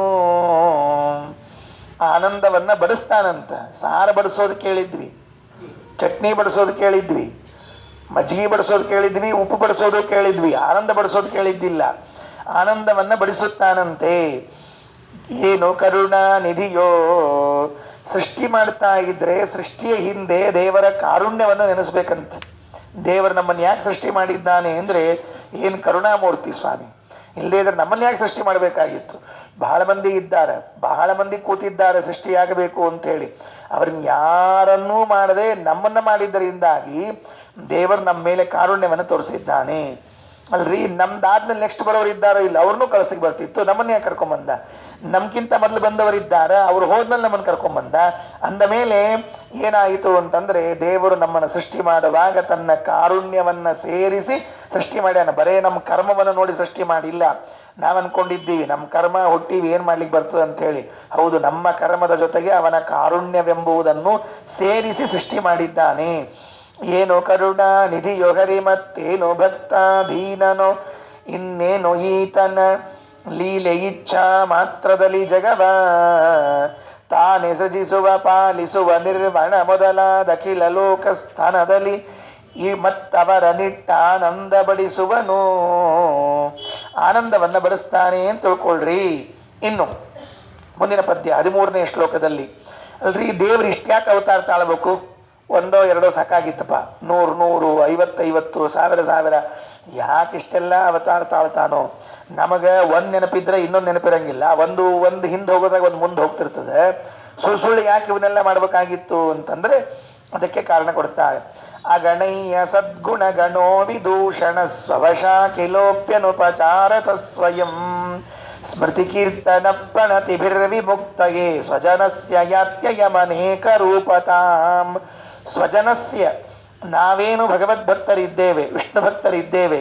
ವಿಷ್ಣು ಭಕ್ತರಾದ ನಾವು ಆ ಭಗವತ್ತನ ರೂಪಗಳನ್ನ ಸ್ಮರಣೆ ಮಾಡಲಿ, ಕೀರ್ತನೆ ಮಾಡಲಿ, ನಮಸ್ಕಾರ ಮಾಡಲಿ, ಮಾಡುವ ಮೂಲಕವಾಗಿ ಮೋಕ್ಷವನ್ನ ಹೊಂದಲಿ ಎಂಬ ಉದ್ದೇಶದಿಂದ ದೇವರು ಅನೇಕ ರೂಪಗಳನ್ನು ತೆಗೆದುಕೊಳ್ತಾನಂತೆ. ಹಾಗಾದ್ರೆ ದೇವರ ಅನೇಕ ರೂಪಗಳ ತೆಗೆದುಕೊಳ್ಳುವಿಕೆಗೆ ಕಾರಣ ಏನಾಯಿತು ಅಂತಂದ್ರೆ ನಮ್ಮ ಸ್ಮರಣೆ. ನಮಗೆ ನರಸಿಂಹದೇವರು ಬಹಳ ಪ್ರೀತಿಪ, ಸ್ಮರಣೆ ಮಾಡ್ತೀವಿ. ಕೆಲವರಿಗೆ ವಿಠಲ, ಕೆಲವರಿಗೆ ಶ್ರೀನಿವಾಸ, ಕೆಲವರಿಗೆ ಧನ್ವಂತರಿ. ಹಿಂಗ ಅವರವರಿಗೆ ಯಾವುದು ಸೇರ್ತದೋ ಅದನ್ನ ಸ್ಮರಣೆಯನ್ನ ಮಾಡಿ ಅವರು ಮೋಕ್ಷವನ್ನ ಪಡೀಲಿ ಎನ್ನುವ ಉದ್ದೇಶದಿಂದ ಅನೇಕ ರೂಪಗಳನ್ನ ಭಗವಂತನು ತಾಳಿರ್ತಾನೆ. ಎಲ್ರಿಗೂ ಒಂದೇ ಅಡಿಗೆ ಹಿಡಿಸೋದಿಲ್ಲ, ಎಲ್ರಿಗೂ ಒಂದೇ ಅಡಿಗೆ ಹಿಡಿಸೋದೇ ಇಲ್ಲ. ಕೆಲವರಿಗೆ ಖಾರ ಸೇರ್ತದೆ, ಕೆಲವರಿಗೆ ಸಿಹಿ ಸೇರ್ತದೆ, ಕೆಲವರಿಗೆ ಹುಳಿ ಆಗಿರಬೇಕು ಅಂತ ಅನಿಸ್ತಿರ್ತದೆ, ಕೆಲವರಿಗೆ ಇವತ್ತು ಮಾಡಿದ್ದು ಸೇರೋದೇ ಇಲ್ರಿ, ಕೆಲವರಿಗೆ ಇವತ್ತು ಮಾಡಿದ್ದು ಸೇರೋದೇ ಇಲ್ಲ, ಮತ್ತೆ ಹೋದ ವಾರ ಮಾಡಿದ್ದು ಸೇರ್ತದ. ಆಚಾರ ಹೋದ ವಾರ ಮಾಡಿದ್ದು ಉಳಿಬೇಕಲ್ರಿ ಆಚಾರ ಅಂದ್ರೆ ಫ್ರಿಜ್ ಅದಕ್ಕದ, ಮತ್ತೆ ಇದಕ್ಕೆ ಸೃಷ್ಟಿ ಮಾಡ್ಯಾನ ದೇವ್ರ ಫ್ರಿಜ್, ಅದಕ್ಕೆ ಮಾಡ್ಯಾನ. ಹೋದ ವಾರ ಮಾಡಿದ ಸಾರನ್ನ ಫ್ರಿಜ್ಜಲ್ಲಿ ಇಟ್ಟು ದಿವಸ ಬಿಸಿ ಮಾಡ್ಕೊಂಡು ಉಂಡು ಒಂದು ದಿವಸ ತಣ್ಣಗಾಗ್ಲಿಕ್ಕೆ ಮಾಡಿದ್ದಾನೆ. ಅಗಣೀಯ ಸದ್ಗುಣಗಳೋ ಆ ತಣ್ಣಗದ ಉಂಡೆ ಇವ್ ತಣ್ಣಗಾಗಿರ್ತಾನ್ರಿ ಮನುಷ್ಯ. ಅದಕ್ಕೆ ಎಲ್ರಿಗೂ ಒಂದೇ ರುಚಿಸೋದಿಲ್ಲ. ಕೆಲವರಿಗೆ ರಾಮ ಸೇರ್ತಾನೆ, ರಾಮ ಚಂದಿದ್ದಾನೆ, ಕೆಲವರಿಗೆ ಕೃಷ್ಣ ಚಂದಿದ್ದಾನೆ. ಯಾರಿಗೆ ಹಾಡು ಡ್ಯಾನ್ಸು ಸೇರ್ತಿರ್ತಾರೆ ನೋಡ್ರಿ ಅವ್ನು ಕೃಷ್ಣ ಚಂದ ಕಾಣಿಸ್ತಾನೆ. ಯಾರಿಗೆ ಈಗ ಗಂಭೀರ ಕೂತಿರ್ತಾರೆ ನೋಡ್ರಿ ಕೆಲವರು, ಜಗತ್ತು ಪೂರ್ಣ ಇವ್ರ ತಲೆ ಮೇಲೆ ಅದ, ಇವು ಸ್ವಲ್ಪ ಅಳ್ಳ್ಯಾಡ್ಬಿಟ್ರೆ ಜಗತ್ತೇ ಬಿದ್ದ್ಬಿಡ್ತದೆ ಅಂತ ಕೂತಿರ್ತಾರಲ್ಲ ಅವ ರಾಮ ಸೇರ್ತಾನೆ. ಅವ ಶ್ರೀಮದ್ ಗಂಭೀರವ. ಒಂದ್ ದಿವ್ಸ ರಾಮೇಂದ್ರ ಜೋಕ್ ಮಾಡಿದ್ ಕೇಳಿರೇನ್ರಿ ಪುರಾಣದಾಗ ಎಲ್ಲರ? ರಾಮಾಯಣ ಹೇಳೋ ಆಚಾರ ಜೋಕ್ ಮಾಡಿರ್ಬೇಕು, ರಾಮಂತ್ರ ಜೋಕ್ ಮಾಡ್ಲಿಕ್ಕೆ ಸಾಧ್ಯನೇ ಇಲ್ಲ. ಅಪ್ಪನ ಮಾತು ಕೇಳ್ದ, ಕಾಡಿ ಹೋದ, ಹೆಂಡತಿನ ಕಳ್ಕೊಂಡ, ಅತ್ತ ಜಗಳಾಡಿದ, ಹೆಂಡತಿನ ಕರ್ಕೊಂಡ, ಊರಿಗೆ ಬಂದ, ಮುಗಿದ. ನಗೋದೇನದ ಇದು, ಅಳೋದೇ ರೀ ಬರೀ. ಕೆಲವರು ಅಳೋರಿಗೆ ರಾಮಾಯಣ ಸೇರ್ತಿರ್ತಾರೆ, ಭಾಳ ರಾಮನ ಮೇಲೆ ಪ್ರೀತಿ. ಕೆಲವರಿಗೆ ಈ ಅಳೋಕೊಳ್ಳೋದು ಕಂಡ್ರೆ ಆಗ್ತಾರಂಗಿಲ್ಲ, ಕೃಷ್ಣನ್ ಭಾಳ ಪ್ರೀತಿ ಅವ. ಯಾಕಂದ್ರೆ ಅವ್ನು ಬೆಣ್ಣೆ ಕದ್ದ, ಓಡಿದ, ಹೊಡೆದ ಬಡದ ಭಾಳ. ಇನ್ನು ಕೆಲವರಿಗೆ ಹಗಲೆಲ್ಲ ಸಿಟ್ಟಿ ಬರ್ತಿರ್ತಾರೆ, ಅವ್ರು ಬಂದ್ಕೊಳ್ಳಿ ಹೇಳ್ತಾರೆ ನಿಮ್ಮ ಕುಲದೇವ್ರು ನರಸಿಂಹದೇವ್ರು ಗೊತ್ತದೆ ಸುಮ್ಮನೆ ಇರಂತ ಮುಗಿದ. ಅಂದ್ರೆ ಅವರವರಿಗೆ ರುಚಿಸುವಂತಹ ದೇವರು ಸ್ಮೃತಿ ಕೀರ್ತನ ಪ್ರಣತಿಬಿರ್ ವಿಮುಕ್ತಯೇ ಸ್ವಜನಸ್ಯ ಯಾತ್ಯಯಮನೇಕ ರೂಪತಾಂ. ಹೀಗೆ ಭಗವಂತ ತಾನೇ ಅನೇಕ ರೂಪಗಳನ್ನು ತಾಳ್ತಾನೆ ಅಂತ 13ನೇ ಪದ್ಯದಲ್ಲಿ ಹೇಳಿದರು. ಇನ್ನು 14ನೇ ಪದ್ಯ. ಈ 14ನೇ ಶ್ಲೋಕದಲ್ಲಿ 2 ಅವತಾರಗಳನ್ನ ಸ್ತೋತ್ರ ಮಾಡ್ತಾರೆ. ಇಲ್ಲಿಂದ ಶ್ಲೇಷಾಲಂಕಾರ ಪ್ರಾರಂಭ. ಮತ್ತೆ ಶಬ್ದ ಹಂಗ ಇರ್ತದ, ಇಬ್ಬರಿಬ್ಬರಿಗೆ ಸ್ತೋತ್ರ ಆಗ್ಬೇಕ್ರಿ. ಇದು ಬಹಳ ಚಮತ್ಕಾರ. ಇದು ಮೊದಲಿಂದ ಹೇಳ್ಕೊಂಡು ಬಂದಿದ್ದೀನಿ. 2ನೇ ಶ್ಲೋಕದಲ್ಲೇ ಅನಾಕುಲಂ ಗೋಕುಲ ಮುಲ್ಲಲಾಸ ಅನ್ನುವಾಗಲೇನೆ ಕೃಷ್ಣನಿಗೆ, ವಾಸಿಷ್ಠ ಕೃಷ್ಣನಿಗೆ ಇಬ್ಬರಿಗೂ ಅನ್ವಯವಾಗುವಂತೆ ಇದೆ. ಹೀಗೆ ಈ ಶ್ಲೋಕ 14ನೇ ಶ್ಲೋಕ ನೋಟ್ ಮಾಡ್ಕೊಳ್ರಿ. ಯಾರಿಗೆ ಅಂದ್ರೆ, ಒಂದು ಹಯಗ್ರೀವನ ಸ್ತೋತ್ರ, ಇನ್ನೊಂದು ಮತ್ಸ್ಯನ ಸ್ತೋತ್ರ. ಇಬ್ಬರಲ್ಲೂ ಸಮಾನವಾದ ಗುಣಗಳು ಕಾಣುತ್ತದೆ. ಹಯಗ್ರೀವನು ಅವನೇ, ಮತ್ಸ್ಯನು ಅವನೇ. ಹಯಗ್ರೀವ ನೋಡಿದ್ರೆ ನಿಮಗೆ ಗೊತ್ತಿದೆ, ಕುತ್ತಿಗೆಯವರೆಗೆ ಏನ್ ರೂಪ ಅದು? ಕುದುರೆಯ ಮುಖ. ಮತ್ಸ್ಯಾವತಾರ ಹೆಂಗದ? ಅವಂದು ಅಷ್ಟೇ ಅದ, ಮತ್ತೇನು ಬೇರೆ ಇರ್ತದೆ. ಆದರೆ ಸಾಮಾನ್ಯವಾಗಿ ಇಡೀ ದೇಹವನ್ನ ಮತ್ಸ್ಯ ಅಂತ ನಾವು ಚಿಂತನೆ ಮಾಡ್ತಿರ್ತೀವಿ. ಮತ್ಸ್ಯಾವತಾರಕ್ಕೂ ಹಯಗ್ರೀವ ರೂಪಿಯಾದ ಪರಮಾತ್ಮನಿಗೂ ಕೂಡ ಅಭೇದವನ್ನ ಚಿಂತನೆ ಮಾಡಿ ಇಂತಹ ಅಭಿನ್ನನಾದವನು ಈ ನಾರಾಯಣ ಅಂತ ಚಿಂತನೆ ಮಾಡ್ತಾರೆ. ಚತುರ ನನಾಯ ಚತುರ ಪುರಾಗಮಾನ್ ಪ್ರದದಾವಸಾವ ನಿಮಿಷೇಶ್ವರ ಪ್ರಭು ವಿನಿಹತ್ಯ ಹಿಶ್ರುತ ಮುಷಂ ಪುರಾತನಂ ವಪುಷೋದ್ಧತಂ ಹಯಮುಖೇನ ಸದ್ರಿಪುಂ. ಇಬ್ರು ಒಂದೇ ಕೆಲಸ ಮಾಡ್ಯಾರ್ರಿ, ಇಬ್ರು ಬೇರೆ ಏನ್ ಕೆಲಸ ಮಾಡಿಲ್ಲ. ವೇದಗಳನ್ನ ತಂದು ಬ್ರಹ್ಮದೇವರಿಗೆ ಕೊಟ್ಟಿದ್ದಾರೆ. ಮತ್ಸ್ಯ ರೂಪದಲ್ಲಿ ಭಗವಂತ ತಂದು ವೇದವನ್ನ ಬ್ರಹ್ಮದೇವರಿಗೆ ಕೊಟ್ಟ. ಹಯಗ್ರೀವ ರೂಪದಲ್ಲೂ ಕೂಡ ಭಗವಂತ ಏನ್ ಮಾಡಿದ? ವೇದವನ್ನ ತಂದು ಬ್ರಹ್ಮದೇವರಿಗೆ ಕೊಟ್ಟ. ಇಬ್ಬರೂ ಕೂಡ ವೇದವನ್ನ ತಂದು ಕೊಟ್ಟ ಕೆಲಸ ಮಾಡಿದ್ದಾರೆ. ಚತುರಾನನಾಯ, 4 ಮುಖಗಳಿರುವ ಬ್ರಹ್ಮದೇವರಿಗೆ ಚತುರಃ ಜಾಣನಾದ ಈ ಪರಮಾತ್ಮ. ಚತುರಃ ಆಗಮನ್, ಚತುರಃ ಎಂಬುದು ವೇದಗಳಿಗೆ ವಿಶೇಷಣ. 4 ವೇದಗಳನ್ನ ಚತುರಾನನಾಯ ಚತುರ್ಮುಖ ಬ್ರಹ್ಮದೇವರಿಗೆ ಚತುರಃ ಆಗಮಾನ್ 4 ವೇದಗಳನ್ನೂ ಪ್ರದದೌ ಕೊಟ್ಟ. ಅಸೌ ಈ ಪರಮಾತ್ಮ ಅನಿಮಿಷೇಶ್ವರ. ಯಾರಪ್ಪ ಅವರು? ಅನಿಮಿಷೇಶ್ವರ ಅಂತಂದ್ರೆ ಮತ್ಸ್ಯ. ಮತ್ಸ್ಯನಿಗೆ ಅನಿಮಿಷ ಈಶ್ವರ. ಈಶ್ವರ ಬಿಟ್ಬಿಡ್ರಿ. ಮೀನಕ್ಕೆ ಸಂಸ್ಕೃತದಲ್ಲಿ ಏನ್ ಕರೀತಾರೆ ಅಂದ್ರೆ ಅನಿಮಿಷ ಅನಿಮಿಷ ಅಂತ ಕರೀತಾರಂತ. ಏನ್ರಿ, ನಾವು ಕೇಳೇ ಇಲ್ಲ ಇದನ್ನ. ನಿಮಿಷ ಅಂದ್ರೆ 1 ನಿಮಿಷ ತಡಿ ಅಂತ ಅನ್ನೋದು ಹೇಳ್ತಿರ್ತೀವಿ, ಹಿಂಗಾಗಿ ಗೊತ್ತದೆ. ಅನಿಮಿಷ ಅಂದ್ರೆ ನಿಮಿಷ ಇಲ್ಲದ್ದು ಅಂತ ಅರ್ಥ. ನಿಮಿಷ ಇಲ್ಲಾರ್ದದ್ದು ಮೀನೇನು ಅಂತ ಕೇಳಿದ್ರೆ ಏನರ್ಥ ಅದಕ್ಕೆ? ಅದಕ್ಕೆ ನೋಡ್ರಿ, ಯಾರು ನೋಡಿದ್ದಿದ್ರೆ ಗೊತ್ತಿರ್ತದೆ ನಮಗೆ, ಇಲ್ಲ ಗೊತ್ತಾಗಂಗಿಲ್ಲ. ಮೀನ ಮಲ್ಕೋತದಂತ. ಹೆಂಗ್ ಮಲ್ಕೋತ ಗೊತ್ತೇನು? ಕಣ್ ತೆಗೆದ ಮಲ್ಕೊಂಡಿರ್ತದ. ಅದು ಕಣ್ಣು ಮುಚ್ಚಿ ಮಲ್ಕೊಳಂಗೆ ಇಲ್ರಿ, ಹಿಂಗೂ ಮಲ್ಕೊಳಿಕ್ ಬರ್ತದ ಅಂತ ತಿಳಿಸಿದ್ದ ಮೀನ್ರಿ. ಅದಕ್ಕೆ ಕೆಲವರು ಪುರಾಣಕ್ಕೆ ಕೂತಾಗ ಕಣ್ ತೆಕ್ಕೊಂಡು ಮಲ್ಕೊಂಡಿರ್ತಾರೆ, ಗೊತ್ತಾಗಂಗಿಲ್ಲ. ಗೊತ್ತಾಗಂಗಿಲ್ಲ. ಪುರಾಣ ಮುಗಿದ ತನಕ ಅವ್ರು ಮಲ್ಕೊಂಡ್ರಂತ ಗೊತ್ತಾಗಿಲ್ಲ. ಮುಗಿದ್ಮೇಲೆ ಮಂಗಳಾರತಿ ಹೊತ್ತಿಗೆ ಒಂದ್ಸಲ ಕಣ್ಣಿಂಗ್ ಅಂತ ಓ ಮಲಗಿದ್ರು ಗೊತ್ತಾಗ್ತದೆ. ಈ ಫ್ಲಾಶ್ ಬಂದು ಹೋದಂಗೆ ಟಕ್ ಅಂತೇಳಿ ಹಂಗೆ ಗೊತ್ತಾಗಬೇಕು. ಈಗ ಮೀನು ಕಣ್ಣು ಮುಚ್ಚದೆ ಮಲಗಬಲ್ಲದಂತ. ಏನೇನ್ ಶಕ್ತಿ ಕೊಟ್ಟಾನ ದೇವರೆಲ್ಲರ.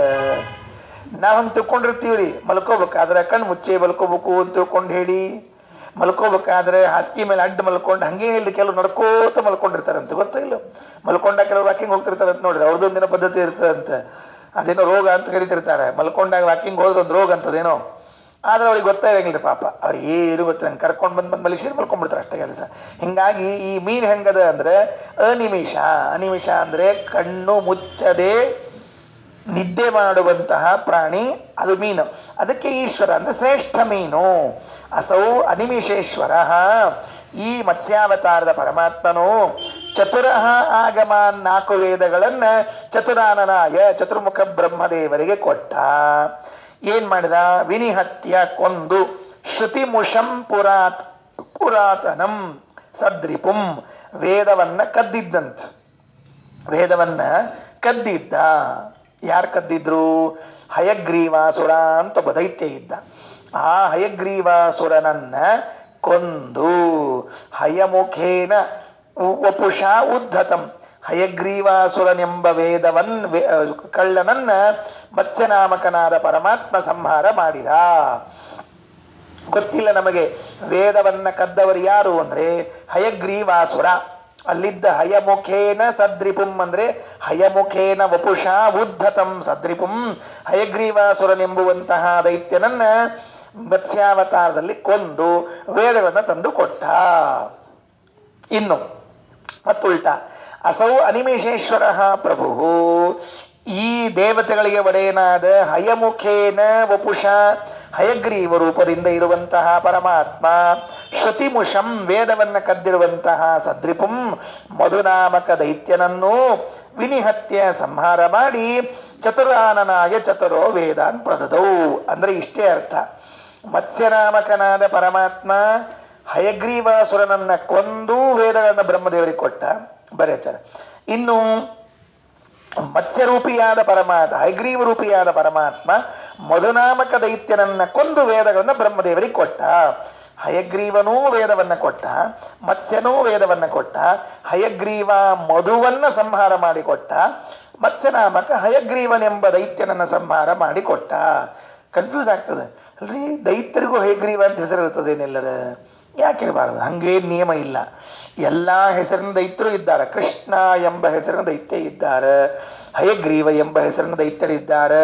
ಅದಕ್ಕೆ ಈ ಹೆಸರಿನ ದೈತ್ಯರು ಆ ಹೆಸರಿನ ದೈತ್ಯರು ಅಂತೇನಿಲ್ಲ, ಎಲ್ಲ ಹೆಸರಿನ ದೈತ್ಯರು ಇದ್ದಾರೆ. ವೇದಗಳನ್ನ ಕದ್ದ ಅಂತಂದ್ರು, ಹೌದಾ ಇಲ್ಲ? ವೇದಗಳನ್ನ ಕದ್ದ. ಯಾವ ವಸ್ತು ಕದೀತಾರೆ ಹೇಳಿ ನೋಡಂತ? ಯಾವ ವಸ್ತುಗಳನ್ನ ಕದೀತಾರೆ? ಮನಿ ಹೊರಗೆ ಹರಕದ ಚಪ್ಪಲಿ ಬಿಟ್ಟಿರ್ರಿ, ಯಾರ ಕದೀತಾರ ನಾವನ್ನ? ಅವ್ ಕಳಿಸ್ದೆ ಕದ್ಕೊಂಡು ಹೋಗಲ್ರಿ. ಅದನ್ನ ನೀವು ಹಾಕಿ ಬಿಟ್ರಿ ನೋಡ್ರಂತ ಯಾರು ತಗೊಂಡು ಹೋಗಿಲ್ಲ. ಬಟ್ಟಿ ಹರಕದ್ವು ತಗೊಂಡು ಹೋಗಂಗಿಲ್ಲ. ಯಾವ ವಸ್ತುವನ್ನ ಕದೀತಾರೆ ಅಂದ್ರೆ ಬೆಲೆ ಬಾಳುವ ವಸ್ತುಗಳನ್ನ ಮಾತ್ರ ಕದೀತಾರೆ, ಹೌದೋ ಇಲ್ಲೋ? ನೀವು ರೇಷ್ಮೆ ಬಟ್ಟಿ ಹೊರಗೆ ಹಾಕಿದ್ರೆ ರಾತ್ರಿ ಮಲ್ಕೋಬೇಕಾದ್ರೆ ನೆನೂಪಲೆ ಒಳ ತಂದಿಡ್ತೀರಿ. ಯಾಕೆ? ಬೆಳಿಗ್ಗೆ ಇಲ್ಲ ಅಂತಂದ್ರೆ ಏನ್ ಮಾಡ್ಬೇಕು? ಹಾಗಾದ್ರೆ ಅದ ನೀವು ಬೇರೆ ಯಾವ ವಸ್ತುಗಳನ್ನ ತಂದಿಡ್ತೀರಿನೋ? ತಂದಿಡಂಗಿಲ್ಲ. ಹಾಗಾದ್ರೆ ಕಳ್ಳರು ಎಂಥ ವಸ್ತುಗಳನ್ನ ಕದೀತಾರೆ ಅಂತ ಕೇಳಿದ್ರೆ ಬೆಲೆ ಬಾಳುವ ವಸ್ತುಗಳನ್ನ ಕದೀತಾರೆ. ಬೆಳ್ಳಿ ಬಂಗಾರ ಅದನ್ನೇನ್ ಮಾಡಿರ್ತೀವಿ ಅಂದ್ರೆ ಒಳಗೆ ಲಾಕರ್ನಾಗ ಇಟ್ಟು ಕಿಲಿ ಹಾಕಿರ್ತೀವಿ, ಯಾರು ತಗೋಬಾರ್ದು ಅಂತ ತಿಳ್ಕೊಂಡು ಹೇಳಿ. ಹಾಗಾದ್ರೆ ಬೆಲೆ ಬಾಳುವ ವಸ್ತುಗಳಿಗೆ ಮಾತ್ರ ಕಳ್ಳರಿದ್ದಾರೆ. ವೇದವನ್ನ ಕದ್ದಿದ್ದಾರೆ ಅಂದ ಮೇಲೆ ವೇದ ಏನಾಯಿತು? ಬೆಲೆ ಬಾಳುವ ವಸ್ತು ಆಯಿತು. ಇಲ್ಲದೆ ಇದ್ರೆ ಅದನ್ನ ಯಾಕೆ ಕದಲಿಕ್ಕೆ ಬರ್ತಿದ್ರು? ಎಂಥ ಬೆಲೆ ಬಾಳುವ ವಸ್ತು ಅದು? ಕಳ್ಳತನ ಮಾಡಿಕೊಂಡು ಹೋಗುವಷ್ಟು ಬೆಲೆ ಬಾಳುವ ವಸ್ತು ಅದ ಅಂತಂದ ಮೇಲೆ ವೇದ ಎಷ್ಟು ಅಪೂರ್ವವಾದದ್ದು ತಿಳ್ಕೊಳ್ರಿ ನೀವು. ವೇದ ಎಷ್ಟು ಅಪೂರ್ವವಾದದ್ದು ಅಂತ ರಾಜರು ಯುಕ್ತಿ ಮಲ್ಲಿಕೆಯಲ್ಲಿ ಯುಕ್ತಿಯನ್ನು ಹೇಳ್ತಾರೆ. ಸುವಿತ್ತ ಸೈವ ಚೋರೋಸ್ತಿ ನ ದುರ್ವಿತ್ತಸ್ಯ ತಸ್ಕರಃ. ಸುವಿತ್ತ ಸೈವ ಚೋರಃ ಅಸ್ತಿ. ಖರೇ ಬೆಲೆ ಬಾಳುವ ವಸ್ತುಗಳಿಗೆ ಮಾತ್ರ ಕಳ್ಳರಿರ್ತಾರೆ ಹೊರತಾಗಿ ನ ದುರ್ವಿತ್ತಸ್ಯ ತಸ್ಕರಃ. ಹರ್ಕ ಮುರ್ಕದ ಭಾಂಡಿ, ಪ್ಲಾಸ್ಟಿಕ್ ತಮ್ಗಿರಿ ಹರಿದದ್ದು ಈ ಮಗ್ಗಿರ್ತಾವ ನೋಡ್ರಿ, ಕೈ ಮುರಿದದ್ದು ಮಗ್ಗು ಅಲ್ಲಿಟ್ಟಿರಿ, ಯಾರು ತಗೊಂಡು ಹೋಗ್ತಾರೆ? ಕೈ ಮುರಿದದ ಬಗ್ಗೆ ಯಾರು ತಗೊಂಡು ಹೋಗ್ಬೇಕಂದ್ರೆ ಅಲ್ಲೇ ಇರ್ತದೆ. ಅಲ್ಲೇ ಅನಾದ್ಯನಂತ ಕಾಲದಲ್ಲೂ ಅಲ್ಲೇ ಇರ್ತದೆ. ಅದು ನಾವು ಹುಟ್ಟಿದಾಗ್ರಿಂದ ನಾವು ಹೋದ್ರು ಅದು ಕೈ ಮುರ್ಕದ ಬಗ್ಗೆ ಅಲ್ಲೇ ಇರ್ತದೆ. ಚಲೋದಿಟ್ಟಿರ್ರಿ ಹೋಗ್ಬಿಟ್ಟಿರ್ತದೆ. ಅದಕ್ಕೆ ಸುವಿತ್ತಸ್ಯೈವ ಚೋರೋಸ್ತಿ ದುರ್ವಿತ್ತಸ್ಯ ತನ್ನ ತಸ್ಕರಃ. ಇಲ್ಲಿ ಹಯಗ್ರೀವನ ಸ್ಮರಣೆಯನ್ನ ಮತ್ಸ್ಯನ ಸ್ಮರಣೆಯನ್ನ ಮಾಡ್ತಾರೆ. ಇದರ ಮುಂದೆ 15ನೇ ಪದ್ಯದಲ್ಲಿ ಕೂರ್ಮಾವತಾರವನ್ನು ವರಾಹಾವತಾರವನ್ನು ಚಿಂತನೆ ಮಾಡ್ತಾರೆ. ಹಯಗ್ರೀವ ಜ್ಞಾನಪ್ರದನಾದ ಭಗವದ್ ರೂಪ ಅಂತ ಹಿಂದಿನ ಶ್ಲೋಕದಲ್ಲಿ ಹೇಳುವಾಗ ಒಂದು ಮಾತು ನೆನಪಿಟ್ಟುಕೊಳ್ರಿ. ಹಯಗ್ರೀವ ಎಂಥವನು ಅಂತ ಕೇಳಿದ್ರೆ ಜ್ಞಾನ. ಯಾರಿಗೆ ಬೇಕೋ ಅವರು ಮತ್ತೆ ಹಯಗ್ರೀವನ ಸ್ಮರಣೆಯನ್ನು ಮಾಡಬೇಕು. ಆಚಾರ ನಮಗೇನು ಬೇಕಾಗಿಲ್ಲ, ರಗಡದ ಸುಳ್ಳು ಯಾಕೆ ನೀವು ಸ್ಮರಣೆ ಮಾಡ್ಲಿಕ್ಕೆ ಹೇಳ್ತೀರಿ? ಒಮ್ಮೆ ಹಿಂಗೆ ಆಗಿತ್ತಂತ. ಏನು ಗೊತ್ತಾತಿಲ್ಲೋ? ಯಜಮಾನ ಮತ್ತು ದಾಸ ಇಬ್ರು ಕೂಡಿ ಗುಡಿಗೆ ಹೋಗಿದ್ರಂತ, ದೇವ್ರ ಕಡೆ ಹೋಗಿದ್ರಂತ. ದೇವ್ರ ಕಡೆ ಹೋದ್ಮೇಲೆ ಇಬ್ರು ದೇವರಿಗೆ ಬೇಡ್ಕೊಂಡು ಬಂದ್ರಂತ. ಬಂದ ಮೇಲೆ ಯಜಮಾನ ಅವನ್ ಕೇಳಿದಂತ ಸೇವಕಗ, ಏನ್ ಕಳ್ಕೊಂಡ್ಲೆ ದೇವ್ರ ಹತ್ರ ಅನ್ನಂತ. ಸ್ವಾಮಿ ನಾ ಏನ್ ಕೇಳ್ಕೊತೀನಿ ಸ್ವಾಮಿ ಎಲ್ಲರ ಅಂದ. ಹೇಳಲಿಲ್ಲ, ಹೇಳಿ ಏನ್ ಕೇಳ್ಕೊಂಡು ಹೇಳನ್ನಂತ. ಏನಿಲ್ಲ, ನನಗೂ ಒಂದು ಮನಿ ಕೊಡು, ನನಗೂ ಒಂದು ಕಾರ್ ಕೊಡು, ನನಗೂ ಒಂದು ಸ್ವಲ್ಪ ಬಟ್ಟಿ ಕೊಡು ಅಂತ ನಾ ಕೇಳ್ಕೊಂಡೆ. ಹುಚ್ಚ ಅಂಥವೆಲ್ಲ ಕೇಳ್ಕೊತಾರನಿಲ್ರ. ಜ್ಞಾನ ಕೊಡು, ಬುದ್ಧಿ ಕೊಡು ಅಂತ ಕೇಳ್ಕೋಬೇಕು, ನಾ ಅದನ್ನೇ ಕೇಳ್ಕೊಂಡೆ ಏನಂತ. ಅದಕ್ಕೆ ಮಾಲೀಕ ಅವ ಸೇವಕ ಹೇಳಿದಂತ, ಹೌದು ಸ್ವಾಮಿ, ಯಾರ ಕಡೆ ಏನಿರಂಗಿಲ್ಲ ಅವ್ರು ಅದನ್ನೇ ಕೇಳ್ಕೊತಾರೆ.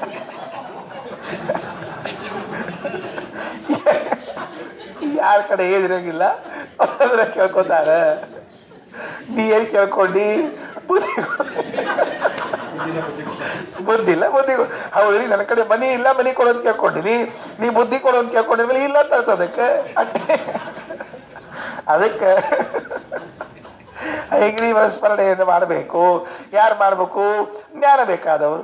ನಿಮ್ ಕಡೆ ಇಲ್ಲ ಮಾಡ್ತೀರಿ, ನಾವ್ಯಾಕೆ ಮಾಡೋಣ್ರಿ ಆಚಾರ ಅಂದ್ರೆ ಬಿಡ್ರಿ, ನಿಮ್ ಕಡೆ ರಗಡದ ಅಂತ ಅರ್ಥ ಅದಕ್ಕೆ. ಹಯಗ್ರೀವ ಹಯಗ್ರೀವ ಹಯಗ್ರೀವೇತಿ ಯೋ ವದೇತ್ ತಸ್ಯ ನಿಸ್ಸರತೆ ವಾಣಿ ಜನ್ನು ಕನ್ಯಾ ಪ್ರಭಾಗವತ. ಯಾರು ಹಯಗ್ರೀವ ಹಯಗ್ರೀವ ಸ್ಮರಣೆ ಮಾಡ್ತಾ ಇದ್ದಾರಲ್ಲ, ಅವರ ವಾಣಿ ಅದು ಹೇಗೆ ನಡೀತದೆ ಅಂತ ಕೇಳಿದ್ರೆ ಜನ್ನು ಕನ್ಯಾ ಪ್ರವಾಹವತ ಅಂತೆ.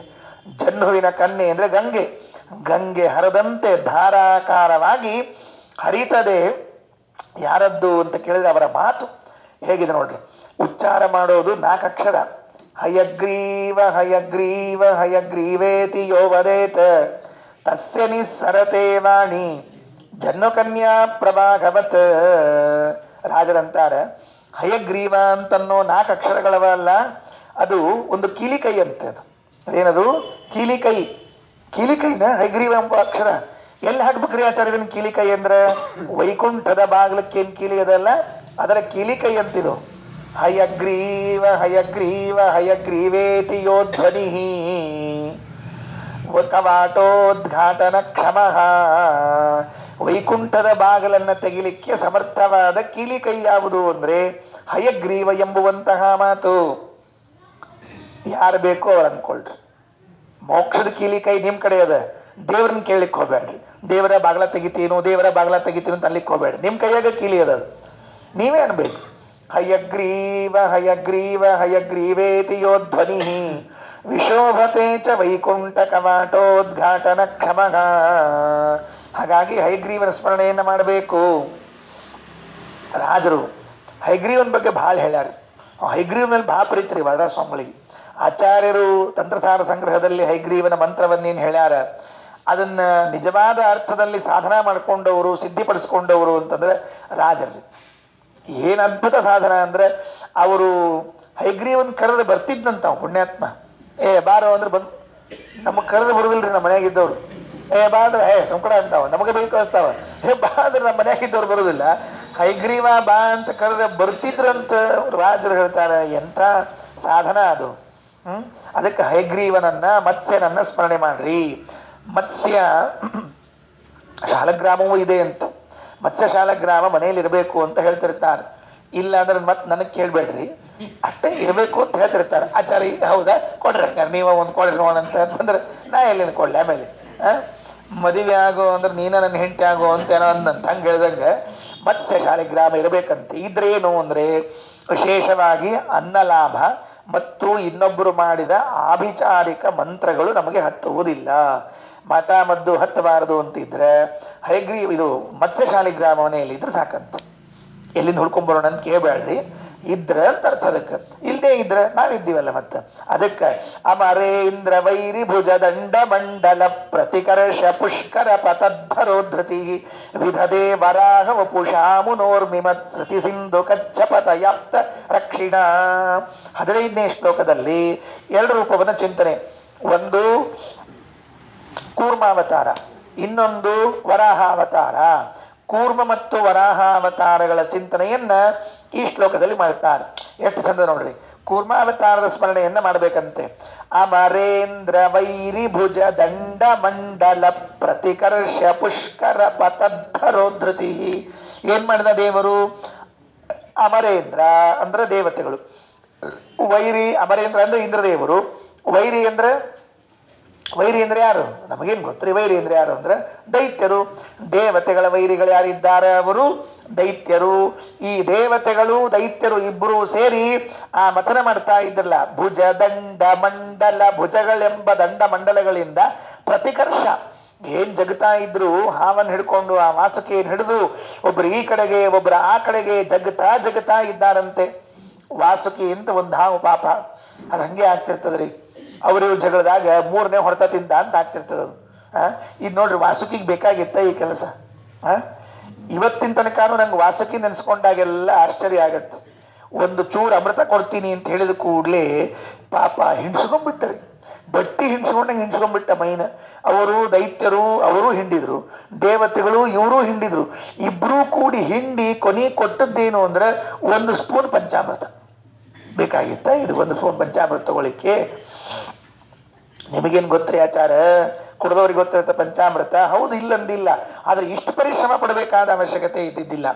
ಅಮರೇಂದ್ರ ವೈರಿ ಭುಜ ದಂಡ ಮಂಡಲ ಪ್ರತಿಕರ್ಷ ಪುಷ್ಕರ ಧರೋಧೃತಿ.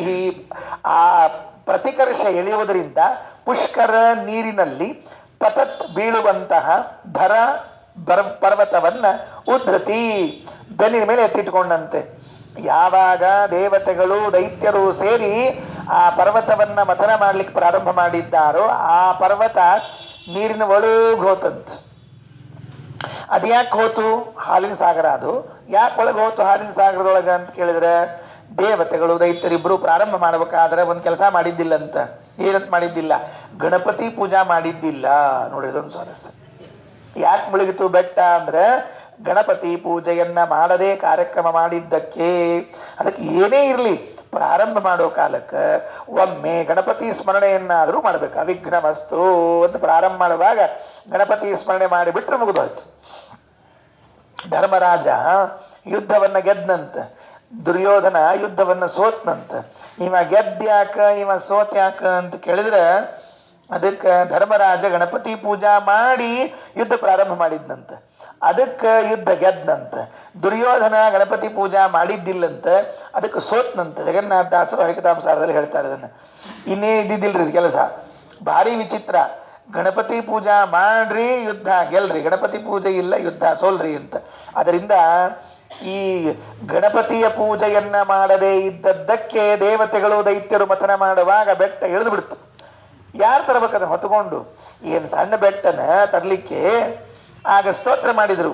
ಯಾರನ್ನ? ದೇವರನ್ನ. ಮತ್ತೆ ಇನ್ಯಾರಿದ್ದಾರೆ? ಅನ್ಯಥಾ ಶರಣಂ ನಾಸ್ತಿ ತ್ವಮೇವ ಶರಣಂ ಮಮ. ಸ್ತೋತ್ರ ಮಾಡಿದ ಕೂಡಲೇ ಬಂದ ಪುಣ್ಯಾತ್ಮ. ಕೂರ್ಮ ಕೃತೆ ತ್ವವತು ನರಮಾತ್ಮ ಪೃಷ್ಠಧೃತ ಭರಮಾತ್ಮ ಮಂದರಗಿರೇ ಧರ್ಮಾವಲಂಬನ ಸುಧರ್ಮ ಸದಾ ಕಲಿತ ಶರ್ಮ ಸೋದಾ ವಿತರಣ ದುರ್ಮಾನ ರಾಘುಮುಖ ದುರ್ಮಾಗಿ ದಾನವಸು ಮರ್ಮಾಭಿಭೇದನ ಪಟೋ ಘರ್ಮಾರ್ಕ ಕಾಂತಿವರ ವರ್ಮಾ ಭವಂಭುವನ ನಿರ್ಮಾಣ ಧೂತ ವಿಕೃತಿ. ಬಂದ ಬೆಟ್ಟವನ್ನ ಹೊತ್ಕೊಂಡು ಬಂದಲ್ಲ, ಅದೇ ವಿಧದೆ ವರಾಹ ವಪುಷಾಮು ನೋರ್ಮಿಮತ್ಸೃತಿ ಸಿಂಧು ಕಚ್ಚಪತ ಯಾಪ್ತ ರಕ್ಷಿಣ. ಕಚ್ಚಪ ಅಂದ್ರೆ ಮತ್ ಕೂರ್ಮ ರೂಪದಿಂದ ಬಂದು ಹೊತ್ತುಕೊಂಡು ಬಂದಿದ್ದಾನೆ. ಇಡೀ ಶ್ಲೋಕವನ್ನು ಈಗೇನ್ ಮಾಡ್ಬೇಕೀಗ? ವರಾಹ ಅವತಾರಕ್ಕೆ ಹೊಂದಿಸ್ಬೇಕೀಗ. ಆಯ್ತಲ್ರಿ ಆಚಾರ್ಯ, ಹೇಳಿದ್ರಿ ಮುಗಿದೋಯ್ತು ಅಂದ್ರೆ ತಡ್ರಿ, ಈಗ ನೋಡ್ರಿ ಸ್ವಾರಸ್ಯ. ಅಮರೇಂದ್ರ ವೈರಿ ಭುಜ ದಂಡ ಮಂಡಲ.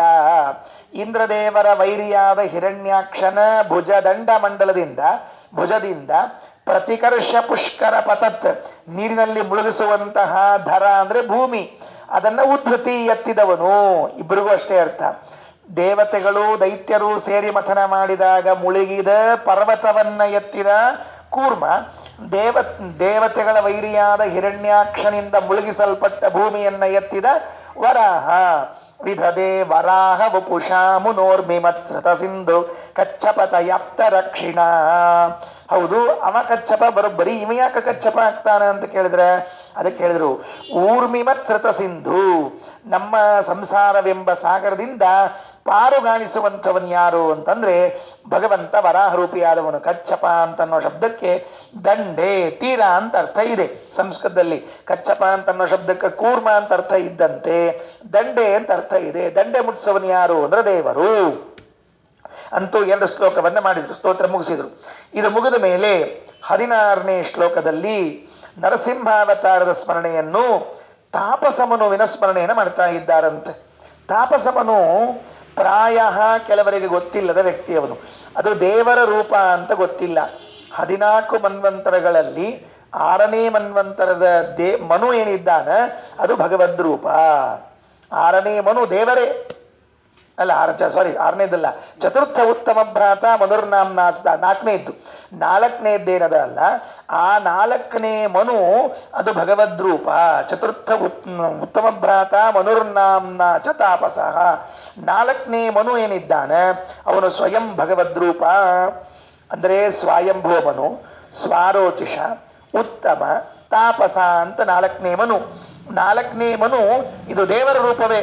ಆ ತಾಪಸ ರೂಪದಿಂದ ಭಗವಂತ ಏನ್ ಮಾಡಿದ? ಗಜೇಂದ್ರ ಮೋಚನವನ್ನ ಮಾಡಿದ್ದಾನೆ. ಈಗ ನರಸಿಂಹದೇವರ ಸ್ತೋತ್ರವೂ ಬಂದಿರಬೇಕು, ತಾಪಸ ಮನುವಿನ ಸ್ತೋತ್ರವೂ ಬಂದಿರಬೇಕು. ಹಂಗ ಸ್ತೋತ್ರ ಮಾಡ್ತಾರ.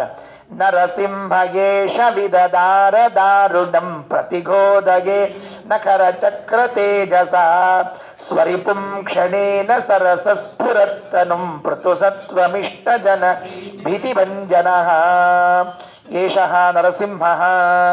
ಈ ನರಸಿಂಹದೇವರು ಹೆಂಗಿದ್ದಾರೆ? ಸರಸಃ. ಸರಸಃ ಅಂದ್ರ ರಸಭರಿತರಾಗಿದ್ದಾರಂತ ಅಲ್ರಿ. ನರಸಿಂಹದೇವ್ರು ಕಂಡ್ರು ರಸಭರಿತ ಅಂತ ಯಾರಂತಾರ್ರಿಪ್ಪ? ಎಲ್ಲರೇ ನರಸಿಂಹದೇವ್ರು ಕಂಡ್ರೆ ಹೆದರಿಕೆ ಆಗ್ತಿರ್ತ ಹೊರತಾಗಿ ಅವ್ರೇನು ರಸಾಪಸ ಅಂತೇನಿಲ್ಲಂಗಿಲ್ಲ ಅಂದ್ರೆ. ಅದಕ್ಕೆ ವಾದರ ಸ್ವಾಮಿಗಳು ಏನ್ ಮಾಡ್ರಿ ಗೊತ್ತೇನ್ರಿ? ನರಸಿಂಹದೇವ್ರ ಸ್ತೋತ್ರ ಮಾಡ್ಬೇಕಾದ್ರೆ ಮುದ್ದು ನರಸಿಂಹ, ಇವ್ರು ಯಾವಾಗ ಮುದ್ದಾಗಿದ್ನೋ ಅವನಿಗೆ ಮುದ್ದು ನರಸಿಂಹ ಅಂತ. ಮುದ್ದು ನರಸಿಂಹನ ಎಲ್ಲರ ಎದ್ದೋಡಿ ಹೋಗೋ ನರಸಿಂಹ ನಮ್ದೆಲ್ಲ. ಅಂತಹದ್ದು ಮುದ್ದು ನರಸಿಂಹ ಹಸಗೆ ಬಾ ಅಂತ ಕರೆದ್ರು ಲಕ್ಷ್ಮೀಶ ಬಾಂಧಲ್ಲಿ ಹೇಳುವಾಗ. ಸರಸಹ ಅಂತಂದ್ರೆ ರಸ ಅಂದ್ರೆ ಬಲ, ಸರಸಹ ಅಂದ್ರೆ ಬಲದಿಂದ ಕೂಡಿದ ನರಸಿಂಹ. ನರಸಿಂಹಗೇಶ ವಿದದಾರ ದಾರುಣಂ ಪ್ರತಿಗೋದಗೆ ನಖರ ಚಕ್ರ ತೇಜಸ. ಪ್ರತಿಗೋದಯ, ಪ್ರತಿಗೋದಯ ಅಂದ್ರೆ ಪ್ರತಿಘಾ, ಪ್ರತಿಘಾ ಅಂದ್ರೆ ಸಿಟ್ಟು. ಸಂಸ್ಕೃತದಲ್ಲಿ ಸಿಟ್ಟಿಗೆ ಇನ್ನೊಂದು ಹೆಸರದ ಪ್ರತಿಘಾ. ಕೋಪ ಅಂತಂದಲ್ಲ, ಅದು ಬಿಟ್ಟು ಇನ್ನೊಂದು ಹೆಸರದ ಪ್ರತಿಗೋದಗೆ. ಸಿಟ್ಟು ಬಂದಾಗ ಏನ್ ಮಾಡಿದ ಪರಮಾತ್ಮ?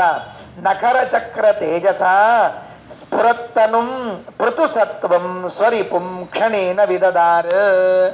ನಖರ ಉಗುರುಗಳು, ನಖರ ಅಂದ್ರೆ ಉಗುರುಗಳು, ಉಗುರುಗಳೆಂಬ ಚಕ್ರದಿಂದ ಉಗುರುಗಳ ಸಾಲಿನಿಂದ ಹರಿದು ಬಿಟ್ಟಿದ್ದಾನೆ.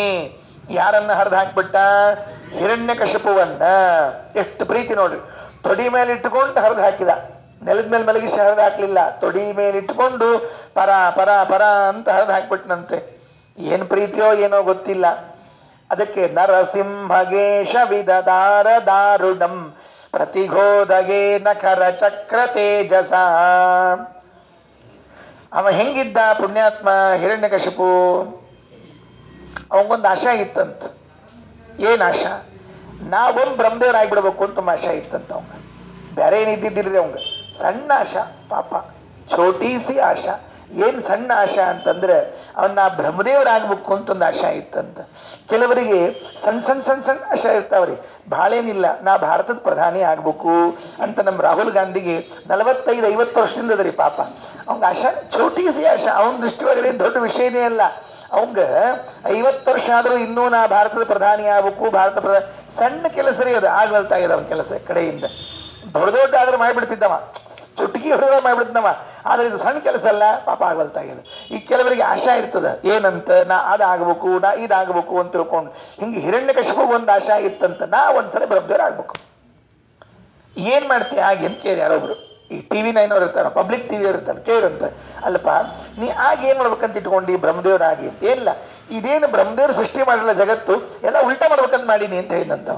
ಅಂದ್ರೆ ಉಲ್ಟಾ ಮಾಡ್ಬೇಕಂದ್ರೆ ಇರ್ತದಕ್ಕೆ ಅಂದ್ರೆ ಕಾಲಿ ನಡೆಯೋದು ಕೈಲಿ ಊಟ ಮಾಡೋದು ಕಾಲಿ ಹಿಂಗೋ ಹೆಂಗ್ ನೀವು ಉಲ್ಟಾ ಹಂಗಲ್ರಿ. ದೈತ್ರೆಲ್ಲ ಅಂದ್ರ ನಮಸಿ ಹೋಗ್ಲ ಅವ್ರನ್ನೆಲ್ಲ ಹಿಂಗೆ ವೈಕುಂಠಕ್ಕೆ ಕಳಿಸೋದು, ಮತ್ತೆ ವೈಕುಂಠಕ್ಕೆ ಹೋಗೋರ್ನೆಲ್ಲ ಅನಂತ ಮನಸ್ಸಿಗೆ ಕಳಿಸೋದು, ಹಿಂಗೆ ಸ್ವಲ್ಪ ಚೇಂಜ್ ಮಾಡ್ಬೇಕಂತ ಮಾಡೀನಿ ಅನ್ನಂತ. ಅಡ್ಡಿ ಇಲ್ಲ, ಆಶಾ ಅದ, ಏನ್ ತಪ್ಪದ ನೋಡ್ರಿ. ಮನಸ್ಸಿನೊಳಗೆ ಮಂಡಿಗೆ ತಿನ್ನೋರಿಗೆ ಏನು ದುಡ್ಡು ಖರ್ಚಿಲ್ಲ. ಎಚ್ಚರದಾಗ ಮಂಡಿಗೆ ತಿನ್ಬೇಕಾದ್ರೆ ಅಂಗಡಿ ಹೋಗಿ ತರಬೇಕಾಗ್ತದೆ. ನಮ್ಮಲ್ಲಿ ಶುದ್ಧ ತುಪ್ಪದ ಮಂಡಿಗೆಗಳು ಸಿಗುತ್ತೆ ಬರೆದಿರ್ತಾರಲ್ಲ, ಅಲ್ಲಿ ಹೋಗಿ ತರಬೇಕಾಗ್ತದೆ. ಮನೆಯೊಳಗೆ ಮಾಡ್ಕೊಳ್ತಿರೋದ್ರೆ ಕಷ್ಟ ಆಗ್ತದೆ ಮಂಡಿಗಿಂದ, ಅಂಗಡಿ ತಂದು ತಿನ್ನೋದು ಏನು ಕಷ್ಟ ಆಗಿಲ್ಲ, ಆದ್ರೆ ರೊಕ್ಕ ಖರ್ಚಾಗ್ತದೆ, ಇಷ್ಟು ಮಾತ್ರ ಖರೆ. ಅದಕ್ಕೆ ಅನ್ಕೋ ಅಂದ್ರಂತ, ಅಂತಹ ಹಿರಣ್ಯ ಕಶಿಪುವನ್ನ ಸಂಹಾರ ಮಾಡಿದ ಪರಮಾತ್ಮ ಅಂದ್ರೆ ಏನಾಯ್ತು, ಈಗ ಅವನು ಅಜರಾಮರನಾಗಿದ್ದಾನೆ ಅನ್ನೋದಕ್ಕಾಗಿ ಸಂಹಾರ ಮಾಡಿದ್ದಲ್ಲ, ಅವನು ಪ್ರಹ್ಲಾದರಾಜರಿಗೆ ತ್ರಾಸು ಕೊಟ್ಟಿದ್ದಾನೆ ಅನ್ನೋದಕ್ಕೆ ಸಂಹಾರ ಮಾಡಿದ್ದಲ್ಲ, ಅವನು ಇನ್ನೊಬ್ಬ ಬ್ರಹ್ಮನಾಗಬೇಕು ಅಂತ ಅಪೇಕ್ಷೆ ಪಟ್ಟನಲ್ಲ, ಅದಕ್ಕಾಗಿ ಕೊಂದದ್ದು. ಅಂದ್ರೆ ನಾವು ನಮ್ಮ ಯೋಗ್ಯತೆಯಲ್ಲಿ ಇಲ್ಲದನ್ನ ಪಡಿತೇವೆ ಅಂತ ಹೊರಟ್ರೆ ದೇವರು ಹೊರದಾಗ್ತಾನೆ. ಹುಷಾರಾಗಿರ್ಬೇಕು. ನಮ್ಮ ಯೋಗ್ಯತೆ ಎಷ್ಟೋ ಅಷ್ಟನ್ನೇ ಕೊಡು ದೇವರೇ, ಹಂಗೆ ಕೇಳ್ಕೊತಿರ್ಬೇಕು ಹೊರತಾಗಿ ನಾಳೆ ಬೆಳಿಗ್ಗೆ ಗಿಡದಾಗ ಮನಿ ಮುಂದೆ ಗಿಡದಾಗ ಬಾಗಲ್ದಾಗ ಗಿಡ ಅದಲ್ಲ, ಆ ಗಿಡದಾಗ ಹಿಂಗೆ 2,000 ನೋಟುಗಳು ಹಿಂಗೆ ಗೊಂಚಲು ಜೋತ್ ಬಿದ್ದಿರ್ಲಿ, ದ್ರಾಕ್ಷಿ ಹಣ್ಣಿನ ಗೊಂಚಲು ಬಿದ್ದಿರ್ತಾವಲ್ಲ, ಹಂಗೆ 2,000 ನೋಟ್ ಗೊಂಚಲು ಬೀಳ್ಲಿ ಅಂತ ಹಿಂಗೆ ಕೇಳ್ಕೊಳಿಕ್ ಹೋಗ್ಬಾರ್ದು.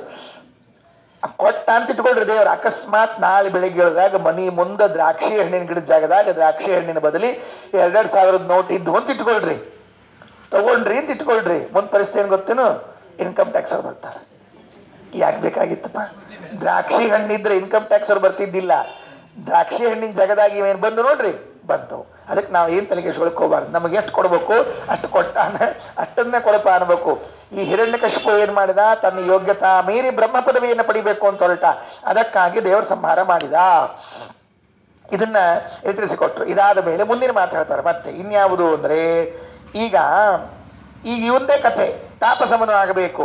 ಏನು, ನರಸಿಂಹ ಮನುಷ್ಯ ಶ್ರೇಷ್ಠನಾದ ಈ ತಾಪಸಮನು ಏನು ಮಾಡಿದ್ದಾನೆ, ದಾರುಣಂ ಕ್ರೂರವಾದ ಸ್ವರೀಪಂ ತನ್ನ ಆನೆಯ ಶತ್ರುವಾದ ಮೊಸಳೆಯನ್ನ ಸ್ಫುರತ್ತನು ಪೃಥುಸತ್ವಂ ಮಹಾಬಲಿಷ್ಠ ಆನೆ ಅಂತ. ಇದು ಮೊಸಳೆ ಎಷ್ಟು ಬಲಿಷ್ಠ ಇತ್ತು ಅಂತ ಕೇಳಿದ್ರೆ, ನೀರಿನಲ್ಲಿ ಇದ್ದದ್ದು ಒಂದೇ ಒಂದು ಮೊಸಳೆ, ನೀರಿನಲ್ಲಿ ಇದ್ದದ್ದು ಒಂದೇ ಮೊಸಳೆ, ಮೇಲಿದ್ದದ್ದು 100 ಆನೆಗಳು. 100 ಆನೆಗಳಿದ್ರೂ ಕೂಡ ಏನ್ ಮಾಡ್ಲಿಕ್ಕಾಗ್ಲಿಲ್ಲ ಅಂತಂದ್ರೆ, ಈ ಒಂದು ಮೊಸಳೆಯನ್ನ ತೆಗ್ಲಿಕ್ಕಾಗಲಿಲ್ಲ. ಯಾಕಾಗ್ಲಿಲ್ಲ ಅದಕ್ಕೆ ಹೇಳ್ತಾರೆ, ಸ್ಥಳ ಮಹಿಮಾ ಅಂತ ಕರಿತಿರ್ತಾರೆ. ಅದಕ್ಕೆಲ್ಲ ಏನ್ ಕರೀತಾರೆ, ಅದಕ್ಕೆ ಸ್ಥಳ ಮಹಿಮಾ. ಅವರೋ ಜಾಗದಾಗ ಅವರು ಬಲಿಷ್ಠರಿರ್ತಾರಂತ. ಆನೆ ನೆಲದ ಮೇಲೆ, ಮೊಸಳಿ ಜಲದಲ್ಲಿ, ಆನೆ ನೆಲದಲ್ಲಿ, ಮೊಸಳೆ ಜಲದಲ್ಲಿ ಬಲಿಷ್ಠರಾಗಿರ್ತಾರೆ. ಹಿಂಗಾಗಿ ಸ್ಥಾನ ಮಹಿಮಾ ಅಂತ ಒಂದಿರ್ತದಂತೆ. ಅದು ನಮಗೆ ಗೊತ್ತಾಗೋದೇ ಇಲ್ಲ. ರಾಮ ಕಾಡ್ನ್ಯಾಗ ಹೊಂಟಿದ್ನಂತ. ರಾಮ ಕಾಡ್ನ್ಯಾಗ ಹೊಂಟಾಗ ಲಕ್ಷ್ಮಣ ಏನ್ ಮಾಡಿದ ಅಂತಂದ್ರೆ, ಜೊತೆಗೆ ಹೊಂಟಿದ್ನಲ್ಲ ಪಾಪ ಅವನು ಕಾಡ್ನ್ಯಾಗ. ಹೊತ್ತಿನೊಳಗೆ ರಾಮ ಒಬ್ಬನ ಬಿಲ್ಲು ಬಾಣ ಎಲ್ಲ ಹಾಕೊಂಡು ಹೊಂಟಿದ್ದಂತ. ಅಣ್ಣ ಎಷ್ಟು ನೀ ಒಬ್ಬನ ಹೊತ್ಕೊಂಡು ಹೋಗ್ತಿ ತಾ ಇಲ್ಲಿ ಅಂತ ಹೇಳಿ ಎಲ್ಲ ಇಸ್ಕೊಂಡು ಒಂದು 10 ಹೆಜ್ಜೆ ಹಿಂಗೆ ಮುಂದೆ ಹೋದಂತ. ಹೋದ ಕೂಡ ರಾಮ ಮುಂದೆ ಹೊಂಟಿದ್ ನೋಡ, ಏ ರಾಮ ಏನಣ್ಣ ನೀನು ನನ್ನ ಮೇಲೆ ಹೊರಿಸೋಗೋದ ಎಲ್ಲ ಹೊತ್ತೊಳಗೆ ಬರಂಗಿಲ್ಲ ನಿನಗೆ ಅಂತೇಳಿ ಅಷ್ಟು ತೆಗೆದ ಒಂದು ತಲೆ ಮೇಲೆ ಹಚ್ಚಿದ್ನಂತ. ರಾಮಂದ ಸುಳ್ಳ ನಂದೊಂದೇ ಹೊತ್ಕೊಂಡಿದ್ದೆ, ಅವಂದು ಹೊತ್ಕೊಳ್ಳೋ ಪರಿಸ್ಥಿತಿ ಬಂತು, ಯಾಕೆ ಬೇಕಾಗಿತ್ತು ನನಗಿದು ಕೊಟ್ಟದ್ದು ಅಂದ. ಮುಂದೆ 2 ಹೆಜ್ಜೆ ಹೊದ್ಕೊಳ್ಳಿ, ಅಣ್ಣ ನೀ ಯಾಕೆ ನನ್ನ ಬಿಲ್ ಹೊತ್ಕೊಂಡಿ ಕೊಡು ಮತ್ತೆ ಅನ್ನಂತ. ರಾಮಂದ ತಮ್ಮಗ ಪಿತ್ತಾಗ್ಯದ, ಕಾಡಿನಾಗ ನಡೆದು ಸ್ವಲ್ಪ ಪಾನಕ ಕೊಟ್ರೆ ಚಲೋ ಆಗ್ತದೆ ಅಂದ. ಅಲ್ಲಿ ಋಷಿಗಳು ಕೂತಿದ್ರು. ರಾಮ ಕೇಳಿದಂತ, ಸ್ವಾಮಿ ನಮ್ಮ ತಮ್ಮ ಸ್ವಲ್ಪ ಪಿತ್ತಾಗ್ಯದ, ಪಾನಕ ಇದ್ರ ಕೊಡ್ರಿ. ಏನು ಪಿತ್ತಾಗಿಲ್ಲ, ಅದು ಅವನ ದೋಷ ಅಲ್ಲ, ಅವ ಎಲ್ಲಿ ನಡ್ಕೊಂಡು ಬಂದಲ್ಲ ಆ ಜಾಗದ ದೋಷ ಅಂತ ಇರಂತ. ಯಾಕಂದ್ರೆ ಅಲ್ಲೊಬ್ಬ ರಾಕ್ಷಸ ಸತ್ತಿದ್ದಂತ. ಅವ ಸತ್ತವ ಅಲ್ಲೇ ಭೂಮಿಯಾಗ ಹುದುಗಿದ್ದಂತ. ಅವನ ಮೇಲೆ ನಡ್ಕೊಂಡು ಹೊಂಟಾಗ ಅವನ್ ಬುದ್ಧಿ ಬರ್ತಿತ್ತಂತ, ದಾಟಿದ ಕೂಡಲೇ ಮತ್ತೆ ನಮ್ಮ ಬುದ್ಧಿ ಬರ್ತಿತ್ತಂತ. ಅದಕ್ಕೆ ಸ್ಥಳ ಮಹಿಮಾ ಅಂತ ಕರಿತಿರ್ತಾರೆ. ಅದಕ್ಕೆ ನಾವು ಯಾವ ಸ್ಥಳಕ್ಕೆ ಹೋಗ್ತಿರ್ತೀವಿ ನೋಡ್ಕೊಂಡು ಹೋಗ್ತಿರ್ಬೇಕಾಗ್ತದೆ. ಸುಮ್ಮನೆ ಚೆನ್ನಾಗಿ ಹೋಗಿ ಆಮೇಲೆ ಅನ್ಸ್ಗಳು ಕೊಡಬಾರ್ದು. ಇದು ಅದಕ್ಕೆ ಇಲ್ಲೇನಾಯ್ತು ಅಂದ್ರೆ, ಮೊಸಳಿ ನೀರಿನೊಳಗೆ ಪ್ರಬಲ, ಆನಿ ನೆಲದ ಮೇಲೆ ಪ್ರಬಲ. ಇಬ್ರು ಜಗೆ ಆಡ್ಲಿಕತ್ತಾಗ ದೇವರು ಬಂದಂತ. ನರಸಿಂಹಗೇಶ ವಿದದಾರ ದಾರುಣಂ ಪ್ರತಿಗೋದಗೇನ ಕರ ಚಕ್ರ ತೇಜಸ, ಪ್ರತಿಗೋದಯೇನ ಕರಚಕ್ರ ತೇಜಸ. ಈಗ ಪದಚ್ಛೇದ ಮಾಡುವಾಗ ಆಗ ಮಾಡುವಾಗ ಪ್ರತಿಘೋದಯೇ ನಖರ ಚಕ್ರ ತೇಜಸ, ನಖರ ಅಂದ್ರೆ ಉಗುರು, ಪ್ರತಿಘೋದಯೇನ ತೃತೀಯ ವಿಭಕ್ತಿ ಮಾಡಿಕೊಂಡು ಸಿಟ್ಟು ಬಂದದ್ದರಿಂದ ಕರ ಚೂಪಾದ ಚಕ್ರದಿಂದ ಕತ್ತರಿಸಿದ. ಯಾರನ್ನು ಕತ್ತರಿಸಿದ್ದಾನೆ? ಮೊಸಳೆಯನ್ನ ಕತ್ತರಿಸಿದ. ಸ್ವರಿಪುಂ ಕ್ಷಣೇನ ಸರಸಃ. ಇಲ್ಲೊಂದು ಚೂರು ಸ್ವಾರಸ್ಯ ಮಾಡ್ತಾರೆ. ನೀರಿನಿಂದ ಮೇಲ್ ತೆಗೆದು ಸಂಹಾರ ಮಾಡಿದ್ನಂತೆ. ನೀರಿನಲ್ಲಿ ಸಂಹಾರ ಮಾಡಲಿಲ್ಲ, ಮೊಸಳೆಯನ್ನ ನೀರಿನಿಂದ ಮೇಲೆ ಎಳೆದು ಸಂಹಾರವನ್ನ ಮಾಡಿದ್ದಾನೆ. ಇಷ್ಟು 2 ರೂಪಗಳು ಚಿಂತನೆ ಆಯಿತು. ಹೌದು, ಈಗೇನ್ 4 ರೂಪ 6 ರೂಪ ಆಯ್ತು ಈ ಒಟ್ಟಿಗೆ. ಹಯಗ್ರೀವಾಭಿನ್ನನಾದವನು ನಾರಾಯಣ, ಮತ್ಸ್ಯಾಭಿನ್ನನಾದವನು ನಾರಾಯಣ, ಕೂರ್ಮಾಭಿನ್ನ ನಾರಾಯಣ, ವರಾಹ ಅಭಿನ್ನ ನಾರಾಯಣ, ಈಗ ನರಸಿಂಹಾಭಿನ್ನ ನಾರಾಯಣ, ತಾಪಸಾಭಿನ್ನ ನಾರಾಯಣ ಅಂತ ಹೇಳಿದೆ. ಹೌದಾ? ಹಿಂಗೆ ಹೇಳ್ಕೊತ ಹೋಗ್ತೀರಿ ನೀವು. ಅಂದ್ರೆ ಈಗ ಗೊತ್ತಾಯ್ತು ನಮಗೆ, ಹಿಂಗೆ ಮುಂದೆ ಹೋಗ್ತದೆ ಗಾಡಿ ಇದು ಅಂತ ಅರ್ಥ ಆಯ್ತು. 8ನೇ ಸರ್ಗದಾಗ ಏನದಂತ ಗೊತ್ತಾಯ್ತು ನಮಗೀಗ. ಇಲ್ಲೊಂದು ಸಣ್ಣ ಪ್ರಶ್ನೆ ಮಾಡಿಕೊಂಡು ಮುಂದಿನ ಶ್ಲೋಕಕ್ಕೆ ಹೋಗೋಣಂತ. ಮುಂದಿನ ಶ್ಲೋಕದಾಗ ವಾಮನಾವತಾರ ಮತ್ತು ಬುದ್ಧಾವತಾರದ ಸ್ಮರಣೆ ಅದ. ಅಪಿ ವಾಮನೋ ಲಲಿತ ಬಾಲ್ಯವಾನಯಂ ಪ್ರತಿಭಾ ಬಲೇನ ಕೃತ ದೈತ್ಯ ಕೌತುಕ ಉಪಧೇರದ ಕೃತ ಬಲೀಂದ್ರ ಶಾಸ್ತ್ರವಃ ಸ್ವಜನಾಯ ಕೇವಲ ಮದತ್ಪರಂ ಪದಂ. ವಾಮನ ವಾಮನ ಅಂತದ. ವಾಮನ ಭಾಳ ಶಣೆ ಇದ್ದಂತೆ ಅಂತ ಹೇಳಿ ವಾಮನಾಚಾರ ಅಂತ ಹೆಸರಿದ್ದವಲ್ಲ ಶಣೆ ಇರ್ತಾರ ಅಂತ ತಿಳ್ಕೊಳಿಕ್ ಹೋಗ್ಬಾರ್ದು. ವಾಮನ ಶಣೆ ಇದ್ದ, ವಾಮನ ಅಂತ ಹೆಸರಿಟ್ಕೊಂಡವ್ರು ಶಣೆ ಇರ್ತಾರ ಅಂತ ಹಿಂಗೆ ತಿಳ್ಕೊಳಿಕ್ ಹೋಗ್ಬಾರ್ದು. ನಮ್ಗೆ ಹಂಗೆ ಇರ್ತದೆ. ಕೆಲವ್ರು ಹಂಗೆ ವಾಮನಾಚಾರ ಅಂತ ಇದ್ದಾರಲ್ಲ ಭಾಷಣ ಇರ್ಬೇಕಂತ ಹಂಗೇನಿಲ್ಲ. ವಾಮನ ದೇವ್ರ ಶಣೆ ಇದ್ದಷ್ಟ. ಅದಕ್ಕೆ ಹೇಳಿದ್ರು ಅಪಿ ವಾಮನೋ ಲಲಿತ ಬಾಲ್ಯವಾನಯಂ. ಈಗ ಏನ್ ಪ್ರಶ್ನೆ ಮಾಡ್ಕೋಬೇಕು ಅಂದ್ರೆ, ಏನ್ ಪ್ರಶ್ನೆ, ಇದೇನು ಹೇಳಿಕತ್ತಾರಲ್ಲ ತದಭಿನ್ನ ತದಭಿನ್ನ ಅಂತ, ಇದು ಬೇಕಾ ನಮಗೆ? ಇದು ಬೇಕಾ? ಸುಮ್ಮನೆ ನೀವು ಪುರಾಣದಾಗ ಹೇಳ್ತಿರ್ತೀರಿ, ನಾವು ಕೇಳ್ತಿರ್ತೀವಿ. ತದಭಿನ್ನ ಎಟ್ರಿ ಆಚಾರ ಇಲ್ಲದ. ನಮಗೆ ನೆನಪುಳಿಯಂಗಿಲ್ಲ, ನಿಮಗೆ ಮರೆಯಂಗಿಲ್ಲ. ನಮಗೆ ಮರೆಯಂಗಿಲ್ಲ, ನಿಮಗೆ ನೆನಪುಳಿಯಂಗಿಲ್ಲ. ಹಿಂಗಾಗಿ ಏನು ಕಥೆ ಇದು? ಈ ಪ್ರಶ್ನೆ, ರಾಮನಿಂದ ಅಭಿನ್ನನಾದವನು ಕೃಷ್ಣ, ಕೃಷ್ಣನಿಂದ ಅಭಿನ್ನನಾದವನು ನರಸಿಂಹ, ನರಸಿಂಹನಿಂದ ಅಭಿನ್ನನಾದವನು ವ್ಯಾಸ. ಈ ತರಹದ ಚಿಂತನೆಯನ್ನ ಮಾಡಬೇಕಾ? ಮಾಡಿದರೆ ಏನ್ ಫಲ? ಯಾರು ಕೇಳ್ಕೊಂಡಿಲ್ಲ. ಇಷ್ಟು ಮಂದಿ ಕೂತಿದ್ದೀರಿ, ಪ್ರಾಮಾಣಿಕವಾಗಿ ಹೇಳ್ರಿ. ಎಲ್ಲಾದ್ರೂ ಯಾರಾದ್ರೂ ಪ್ರವಚನದಲ್ಲಿ ಈ ಪ್ರಶ್ನೆಯನ್ನಾದ್ರೂ ಮಾಡಿಕೊಂಡಿದ್ದಾರ? ಈ ಪ್ರಶ್ನೆಯನ್ನು ಮಾಡಿಕೊಂಡಿಲ್ಲ. ಇದಕ್ಕೆ ಉತ್ತರ ಹೇಳ್ತಾರ? ತಲೆನೇ ಪ್ರಶ್ನೆ ಮಾಡ್ಕೊಂಡಿಲ್ಲ, ಉತ್ತರ ಯಾಕೆ ಹೇಳ್ಬೇಕ್ರಿ ಆಚಾರ? ಸುಳ್ಳ ನೋಡ್ರಿ, ಇಲ್ಲಿ ನಾವು ತಪ್ತೀವಿ. ಇದು ಸಣ್ಣ ಅಂಶ. ಅಭೇದ ಚಿಂತನೆಯನ್ನು ಮಾಡಬೇಕು. ಏನು ಅಭೇದ ಚಿಂತನೆ ಮಾಡ್ತೀರಿ ನೀವು? ದೇವರ ಗುಣಗಳಿಗೂ ದೇವರ ರೂಪಕ್ಕೂ ದೇವರ ಕ್ರಿಯೆಗೂ ದೇವರಿಗೂ ಅಭೇದ, ಆ ರೂಪಕ್ಕೂ ಈ ರೂಪಕ್ಕೂ ಅಭೇದ. ಏನು ಅಭೇದ ಚಿಂತನೆಯನ್ನ ಮಾಡಿ ನೀವು ಮಾಡಿದ್ದೇನು? ಏನ್ ಲಾಭ ಇದರಲ್ಲಿ ಅಂತ ಕೇಳಿದ್ರೆ ಒಂದು ಮಹತ್ವದ ಮಾತನ್ನು ತಿಳ್ಕೊಳ್ರಿ. ದೇವರ ಪೂಜೆಯನ್ನ 2 ರೀತಿಯಿಂದ ಮಾಡ್ಲಿಕ್ಕೆ ಬರ್ತದಂತೆ. ಏನ್ 2 ರೀತಿಯಿಂದ ಮಾಡ್ಲಿಕ್ಕೆ ಬರ್ತದೆ? ಹೊರಗಡೆಗೆ ಇದ್ದ ತುಳಸಿಯನ್ನು ತೆಗೆದುಕೊಂಡು ಬಂದು ದೇವರಿಗೆ ಏರಿಸ್ತೀರಿ, ಹೂವನ್ನು ತೆಗೆದುಕೊಂಡು ಬಂದು ದೇವರಿಗೆ ಏರಿಸ್ತೀರಿ, ಗಂಧವನ್ನ ತಂದು ದೇವರಿಗೆ ಏರಿಸ್ತೀರಿ, ನೀರಿನಿಂದ ಅಭಿಷೇಕ ಮಾಡ್ತೀರೋ ಇಲ್ವೋ? ಇದು ಒಂದು ಪೂಜೆ. ಇದು ಒಂದು ಪೂಜೆ. ಇದಕ್ಕೇನ್ ಕರೀತಾರೆ ಅಂದ್ರೆ ವ್ಯತಿರೇಕ ಪೂಜೆ ಅಂತ ಕರೀತಾರಂತೆ. ಇದಕ್ಕೇನ್ ಕರೆದಿದ್ದಾರೆ? ವ್ಯತಿರೇಕ ಪೂಜಾ ಅಂತ ಕರೆದಿದ್ದಾರೆ. ಯಾವುದು ವ್ಯತಿರೇಕ ಪೂಜಾ? ತುಳಸಿ, ಗಂಧ, ಹೂವು ಇವುಗಳನ್ನ ಹೊರಗಿನಿಂದ ತಂದು ದೇವರಿಗೆ ಸಮರ್ಪಣೆ ಮಾಡಿದ್ರೆ ಇದು ವ್ಯತಿರೇಕ ಪೂಜಾ. ಅನ್ವಯ ಪೂಜಾ ಅಂತೊಂದದ ಅಂತ. ಯಾವುದು ಅಂದ್ರೆ ಭಗವಂತನ ರೂಪಗಳಲ್ಲಿ ಅಭೇದ ಚಿಂತನೆಯನ್ನ ಮಾಡೋದಿದೆಯಲ್ಲ, ಇದು ಅನ್ವಯ ಪೂಜೆ ಅಂತ ಕರೆಸಿಕೊಳ್ತದೆ. ನೋಡಿ, ಮರ್ತೇ ಬಿಟ್ಟಿದ್ದೇವೆ, ಗೊತ್ತೇ ಇಲ್ಲ ನಮಗೆ. ಎಷ್ಟು ದಿವಸದಿಂದ ಹಿಂಗೆ ಕೂತಿರ್ತೀವ್ರಿ ನಾವು, ಕೊನೆಯವರೆಗೂ ಹಿಂಗೆ ಏನಾಚಾರ ಎಂದರ ಒಂದ್ ದಿವಸ ಹೇಳ್ತೀವೋ ಇಲ್ಲ ಎಲ್ರಿ ನೋಡಂತ. ಶ್ರೀಕರನ ಸರ್ವತ್ರದಲ್ಲಿ ಅವಲೋಕಿಸುತ್ತ ಗುಣ ರೂಪ ಕ್ರಿಯ ವ್ಯತಿರೇಕ ತಿಳಿಯದಲೆ ಅನ್ವಯಿಸು ಬಿಂಬನಲಿ ಮರೆಯದಲೇ ಸ್ವೀಕರಿಸುವನು ಕರುಣದಿಂದ ನಿರಾಕರಿಸದೆ ಕೃಪಾಳು ಭಕ್ತರ ಶೋಕಗಳ ಪರಿಹರಿಸಿ ಸುಖವಿತ್ತನವರತ ಪೊರೆವಾ. ಏನ್ ಹೇಳಿದ್ರು? ಇದು ಅನ್ವಯ ಪೂಜಾ ಅಂತ ತಿಳ್ಕೊಳ್ರಿ. ವ್ಯತಿರೇಕ ಪೂಜಾ ಅದ ಅಂತ. ಸ್ಥಳ ಚಲಾದ್ರಿಗಳಲ್ಲಿ ಜನಿಸುವ ಫಲಸು ಪುಷ್ಪ ಜಲ ಗಂಧರಸ ಶ್ರೀ ತುಳಸಿ ಮೊದಲಾದ ಅಖಿಲ ಪೂಜಾ ಸಾಧನ ಪದಾರ್ಥ ಹಲವು ಬಗೆಯಿಂದರ್ಪಿಸುತ್ತ ಬಾಂಬೊಳೆಯ ಜನಕಗೆ ನಿತ್ಯದಿ ತಿಳಿಯುವುದು ವ್ಯತಿರೇಕ ಪೂಜೆಗಳೆಂದು ಕೋವಿದರು. ಇದು ವ್ಯತಿರೇಕ ಪೂಜಾ, ಅದು ಅನ್ವಯ ಪೂಜಾ. ಅಂದ್ರ 2 ಪೂಜಾ ಮಾಡ್ಬೇಕಾಯ್ತು. ಈಗ ನಾವು ದಿವಸ ಮಾಡೋ ಪೂಜೆ ಯಾವುದದು? ವ್ಯತಿರೇಕ ಪೂಜಾ. ಅಂದ್ರೆ ಹೊರಗಡೆಗಿರುವಂತಹ ತುಳಸಿಯನ್ನು ತಂದು, ಗಂಧವನ್ನ ತಂದು, ನೀರನ್ನ ತಂದು, ಹಣ್ಣನ್ನ ತಂದು ಅರ್ಪಣೆ ಮಾಡ್ತೀವಿ.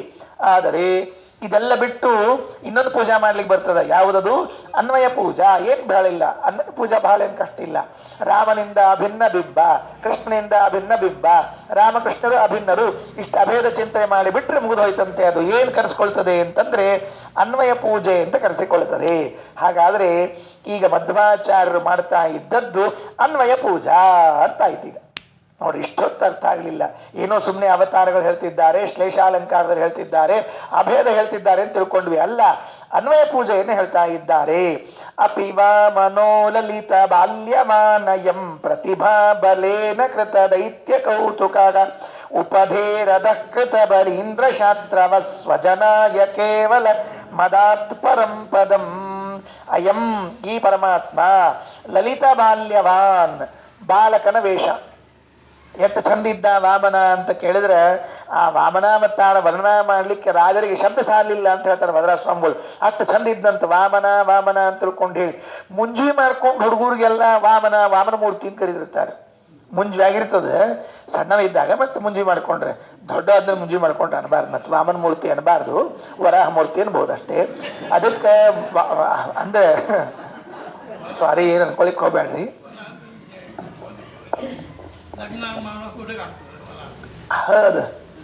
ಬಿಡ್ಬೇಡ್ರಿ, ವರಾಹ ಮೂರ್ತಿ. ಅದಕ್ಕೆ ವಾಮನ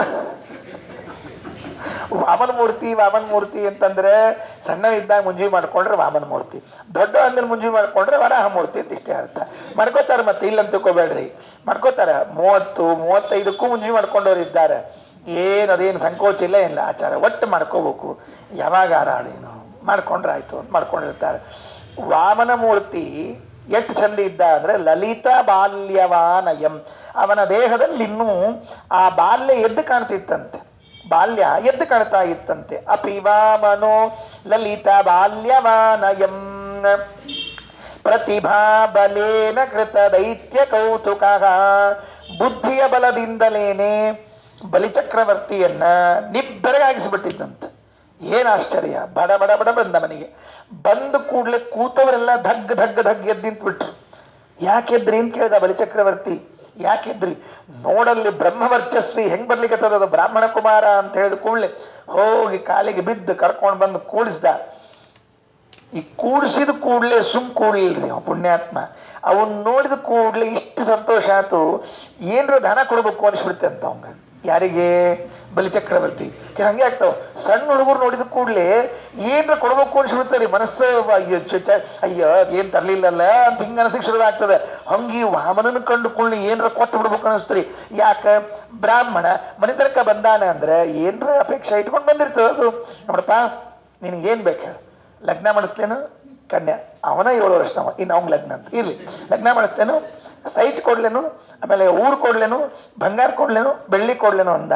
ಮೊದ್ಲು ಕೊಡ್ಲೇನು ಅನ್ಸ್ಕೊಂಡ್ರಿ ಅವ್ನ ಬಾಯಿಂದ.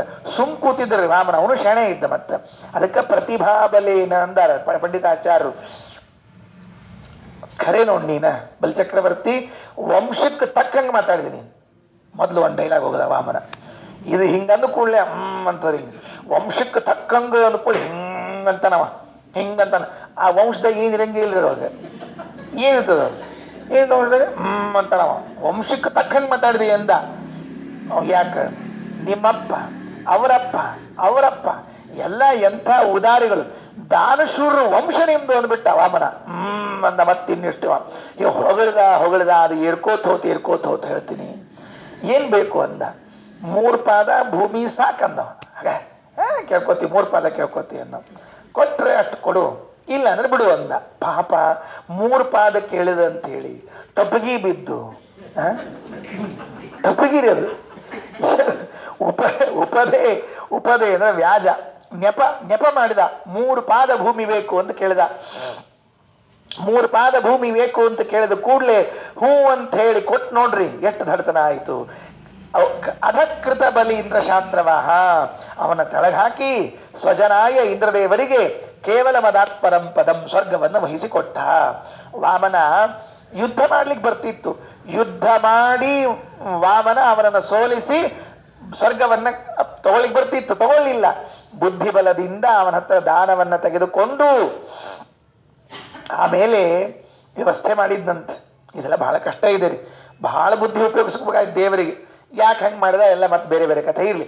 ಅಪಿವಾ ಮನೋಲಲಿತ ಬಾಲ್ಯವಾನಯಂ ಪ್ರತಿಭಾ ಬಲೇನ ಕೃತ ದೈತ್ಯ ಕೌತುಕ ಉಪಧೇರದ ಕೃತ ಬಲೀಂದ್ರ ಶಾಸ್ತ್ರವ ಸ್ವಜನಾಯ ಕೇವಲ ಮದತ್ಪರಂ ಪದಂ. ಇನ್ನ ಇದೇ ಶ್ಲೋಕದಿಂದ ಬುದ್ಧನ ಸ್ಮರಣೆಯನ್ನು ಮಾಡ್ತಾ ಇದ್ದಾರೆ. ಅದೊಂದು ಮಾತು ಕೇಳಿ ಮುಕ್ತಾಯ ಮಾಡೋಣ. ಬುದ್ಧ ಏನ್ ಬುದ್ಧಾವ? ಅವನು ಅಷ್ಟೇ. ಅಯಂ ವಾಮನಃ ಬಾಲ್ಯ ರೂಪದಲ್ಲಿ ಇದ್ದ, ಬಾಲರೂಪದಲ್ಲಿ ಬಾಲಕನಾಗಿ ಬಂದಿದ್ದಾನೆ. ಲಲಿತ ಬಾಲ್ಯವಾನಯನ್ ಪ್ರತಿಭಾಬಲೇನ. ಅಲ್ಲಿ ತ್ರಿಪುರಾಸುರರು ಹುಟ್ಟಿದ್ರಂತೆ ಭೂಮಿಯಲ್ಲಿ. ಗಯಾ ಕ್ಷೇತ್ರದಲ್ಲಿ ಬಿಹಾರದಲ್ಲಿ ರಾಜ್ಯ ಆಳ್ತಾ ಇದ್ದವರು ತ್ರಿಪುರಾಸುರರು. ಶುದ್ಧೋದನ ಅಂತ ಹೆಸರಿನಿಂದ ಜಿನೇತ್ಯ ಉಕ್ತಃ ಅಂತವ. ಆ ಶುದ್ಧೋದನ ಜಿನಸುತಃ, ಆ ಜಿನನ ಮಗನಾಗಿ ಬುದ್ಧನಾಗಿ ಬಂದಿದ್ದಾನೆ ದೇವರು. ಅಲ್ಲಿ ಬುದ್ಧಗಯ ಅಂತ ತೋರಿಸ್ತಾರೆ. ಅಲ್ಲಿ ಬುದ್ಧನಿಗೆ ಜ್ಞಾನೋದಯ ಆಯಿತಂತೆ. ಅದು ಅವನಿಗೆ ಜ್ಞಾನೋದಯ ಆಯಿತೋ ಇವರಿಗೆ ಅಜ್ಞಾನೋದಯ ಆಯಿತೋ ಗೊತ್ತಿಲ್ಲ. ಒಟ್ಟಿನಲ್ಲಿ ದೇವರು ಬಂದು ಎಲ್ಲರನ್ನ ಕರೆದು ಮಾತಾಡಿಸ್ದ. ಏನ್ ತಿಳ್ಕೊಂಡಿದ್ದೀರಿ ನೀವು ಜಗತ್ತಿನ ಬಗ್ಗೆ ಎಂದ. ಏನಂತೂ ಗೊತ್ತಿಲ್ಲ ಅಂದ್ರು. ವಿಶ್ವಂ ಅಸತ್ ಕ್ಷಣಿಕಂ ವಿಜ್ಞಾನಂ ಶೂನ್ಯಂ ಅಭಾವ. ಜಗತ್ತು ಶೂನ್ಯ, ಜಗತ್ತು ಅಸತ್ತು, ಜಗತ್ತು ಅಭಾವ ಅಂತ ಹೇಳಿ ಪ್ರವಚನ ಮಾಡಿಬಿಟ್ಟ. ಕುತ್ಕೊಂಡವರಿಗೆಲ್ಲ ಆಶ್ಚರ್ಯ ಆಯಿತು. ಏನೋ ಹೌದು ಜಗತ್ತು ಶೂನ್ಯ, ಜಗತ್ತು ಶೂನ್ಯ ಅಂತ ಹೇಳಿ ಅವನ ಪ್ರತಿಭಾಬಲದಿಂದ ಶೂನ್ಯ ಎಂಬ ನೆಪವನ್ನು ಹೇಳಿ ಇದ್ದ ಎಲ್ಲ ದೈತ್ಯರಿಗೂ ಕೂಡ ಮೋಹವನ್ನಗೊಳಿಸಿ ಹಾದಿಯನ್ನ ಬಿಡಿಸಿದವನು ಬುದ್ಧ. ಆದರೆ ಅದೇ ಮಾತನ್ನ ದೇವತೆಗಳು ಕೇಳಿದಾಗ ಸ್ವಜನಾಯ ಕೇವಲ ಮದಾತ್ ಪರಂ ಪದಂ, ತಮ್ಮವರು ಬಂದು ಕೇಳಿದ್ದಕ್ಕೆ ಸರಿಯಾಗಿ ಉತ್ತರವನ್ನು ಹೇಳಿ ಅವರಿಗೆ ತಿಳಿಸಿದ. ಶೂನ್ಯ ಅಂತ ನನ್ನ ಹೆಸರು, ದೇವರ ಹೆಸರು ಶೂನ್ಯ ಅಂತ. ಯಾಕೆ ದೇವರಿಗೆ ಶೂನ್ಯ ಅಂತ ಹೆಸರು? ಶಮೂನಂ ಕುರುತೆ ಯಸ್ಮಾತ್ ತಸ್ಮಾತ್ ಶೂನ್ಯಾಭಿದೋ ಹರಿಹಿ. ನಮ್ಮೆಲ್ಲರ ಸುಖವನ್ನ ಕಡಿಮೆ ಮಾಡ್ತಾನಂತೆ ಜಾಸ್ತಿ ಆಗಿದ್ರೆ, ಅದಕ್ಕೆ ದೇವರಿಗೆ ಶೂನ್ಯ ಶೂನ್ಯ ಅಂತ ಕರೆದಿದ್ದಾರೆ ಅಂತ ಹೀಗೆಲ್ಲ ಅವರಿಗೆ ಪಾಠವನ್ನು ಹೇಳಿಕೊಟ್ಟಿದ್ದಾನೆ. ಅಂತೂ 17ನೇ ಪದ್ಯದಲ್ಲಿ ವಾಮನನನ್ನು ಮತ್ತು ಬುದ್ಧನನ್ನು ಸ್ತೋತ್ರ ಮಾಡಿದ್ದಾರೆ. ರಾಜರು ವಾಮನನ ಚಿಂತನೆಯನ್ನು ಮಾಡುವಾಗ ದಶಾವತಾರ ಸ್ತುತಿಯಲ್ಲಿ ಹೇಳ್ತಾರೆ, ಧ್ಯಾನಾರ್ಘ ವಾಮನತ ನೋನಾಥ ಪಾಹಿಯ ಜಮಾನ ಸುರೇಶ ವಸುಧ ದಾನಾಯ ಯಾಚನಿಕ ಲೀನಾರ್ಥ ವಾಗ್ವಶಿತ ನಾನಾ ಸದಸ್ಯದನುಜ ಮೀನಾಂಕ ನಿರ್ಮಲ ನಿಶಾನಾಥ ಕೋಟಿಲಸ ಮಾನಾತ್ಮ ಮೌಂಜಿ ಗುಣಕೌ ಪೀನಚ್ಚ ಸೂತ್ರವರ ಯಾನಾಥ ಪತ್ರಕರ ಕಾನಮ್ಯ ದಂಡವರಭೃತ. ಬಹಳ ಸುಂದರನಾಗಿ ಬಂದಿದ್ದ. ಅವನು ಹಾಕ್ಕೊಂಡಿರೋ ಯಜ್ಞೋಪವೀತ, ಕೌಪೀನ, ಛತ್ರಿ, ದಂಡ, ಕಮಂಡಲು ಇವುಗಳನ್ನು ನೋಡ್ಲಿಕ್ಕೆ ಕಣ್ಣು ಸಾಲೋದಿಲ್ಲ. ಇನ್ನು ಅವನ ಸೌಂದರ್ಯವನ್ನು ಹೇಗೆ ವರ್ಣನೆ ಮಾಡೋದು ಅಂತ ಕೇಳ್ತಾರೆ 18ನೇ ಶ್ಲೋಕದಲ್ಲಿ. ಇದು ಸ್ವಲ್ಪ ಅತಿರೇಕರಿ. ಮುಂದಿಂದಿನ್ನು ಇಷ್ಟೊತ್ತು ಇಬ್ಬರು ಬಂದಿದ್ರಿ, ಈಗ 3 ಮಂದಿ. ಯಾರಪ್ಪ 3 ಮಂದಿ? ಇದು ಮುಗೀತು ಅಂದ್ರೆ ಮುಂದೆ ರಾಮಾವತಾರ ಕೃಷ್ಣಾವತಾರ ಕೂಡಿಸಿ ಹೇಳುವ ಶ್ಲೋಕಗಳು. ಒಂದೇ ಶ್ಲೋಕದಾಗ ರಾಮಾವತಾರನೂ ಬಂದಿರಬೇಕು, ಕೃಷ್ಣಾವತಾರನೂ ಬಂದಿರ್ಬೇಕು, ಹಂಗೆ ಹೇಳ್ಯಾರ. ಈಗ 18ನೇ ಶ್ಲೋಕ 3 ಮಂದಿನ ಹೇಳಿದ್ದಾರೆ, ನೋಟ್ ಮಾಡ್ಕೊಳ್ರಿ. ಪರಶುರಾಮ, ವ್ಯಾಸ, ಸೂರ್ಯ 3 ಮಂದಿಯನ್ನು ವರ್ಣನೆ ಮಾಡ್ತಾ ಇದ್ದಾರೆ. ಪರಶುರಾಮ ಹೇಗಿದ್ದಾನೆ ಅಂದ್ರೆ ವ್ಯಾಸರಂತೆ ಇದ್ದಾನೆ. ಪರಶುರಾಮ ಹೇಗಿದ್ದಾನೆ ಅಂದ್ರೆ ಸೂರ್ಯನಂತೆ ಇದ್ದಾನೆ. ವ್ಯಾಸರು ಹೇಗಿದ್ದಾರೆ ಅಂದ್ರೆ ಪರಶುರಾಮನಂತೆ ಇದ್ದಾರೆ, ಸೂರ್ಯನಂತೆ ಇದ್ದಾರೆ ಅಂತ ವರ್ಣನೆಯನ್ನು ಮಾಡ್ತಾರೆ. ಆ ಶ್ಲೋಕ ಕಥಯಂತ್ಯಮಂ ಪರಶುಭಾಸಮಾನಗೋ ಹತಮರ್ತ್ಯ ದೇವ ತಮಸಂ ಮುಹುರ್ಮುಹುಃ ಜಗತಾಂ ಹಿತಂ ಹರಿಮಿವಾಪರಂ ಹರಿಂ ಗುರುಶಕ್ತಿ ತಾಪಸ ವರಾನ್ವಯೋದ್ಭವಂ. ಶ್ರೀಕೃಷ್ಣಾರ್ಪಣಮಸ್ತು. ಅಕ್ಷಯಂ ಕರ್ಮ ಯಸ್ಮಿನ್ ಪರೇ ಸ್ವರ್ಪಿತಂ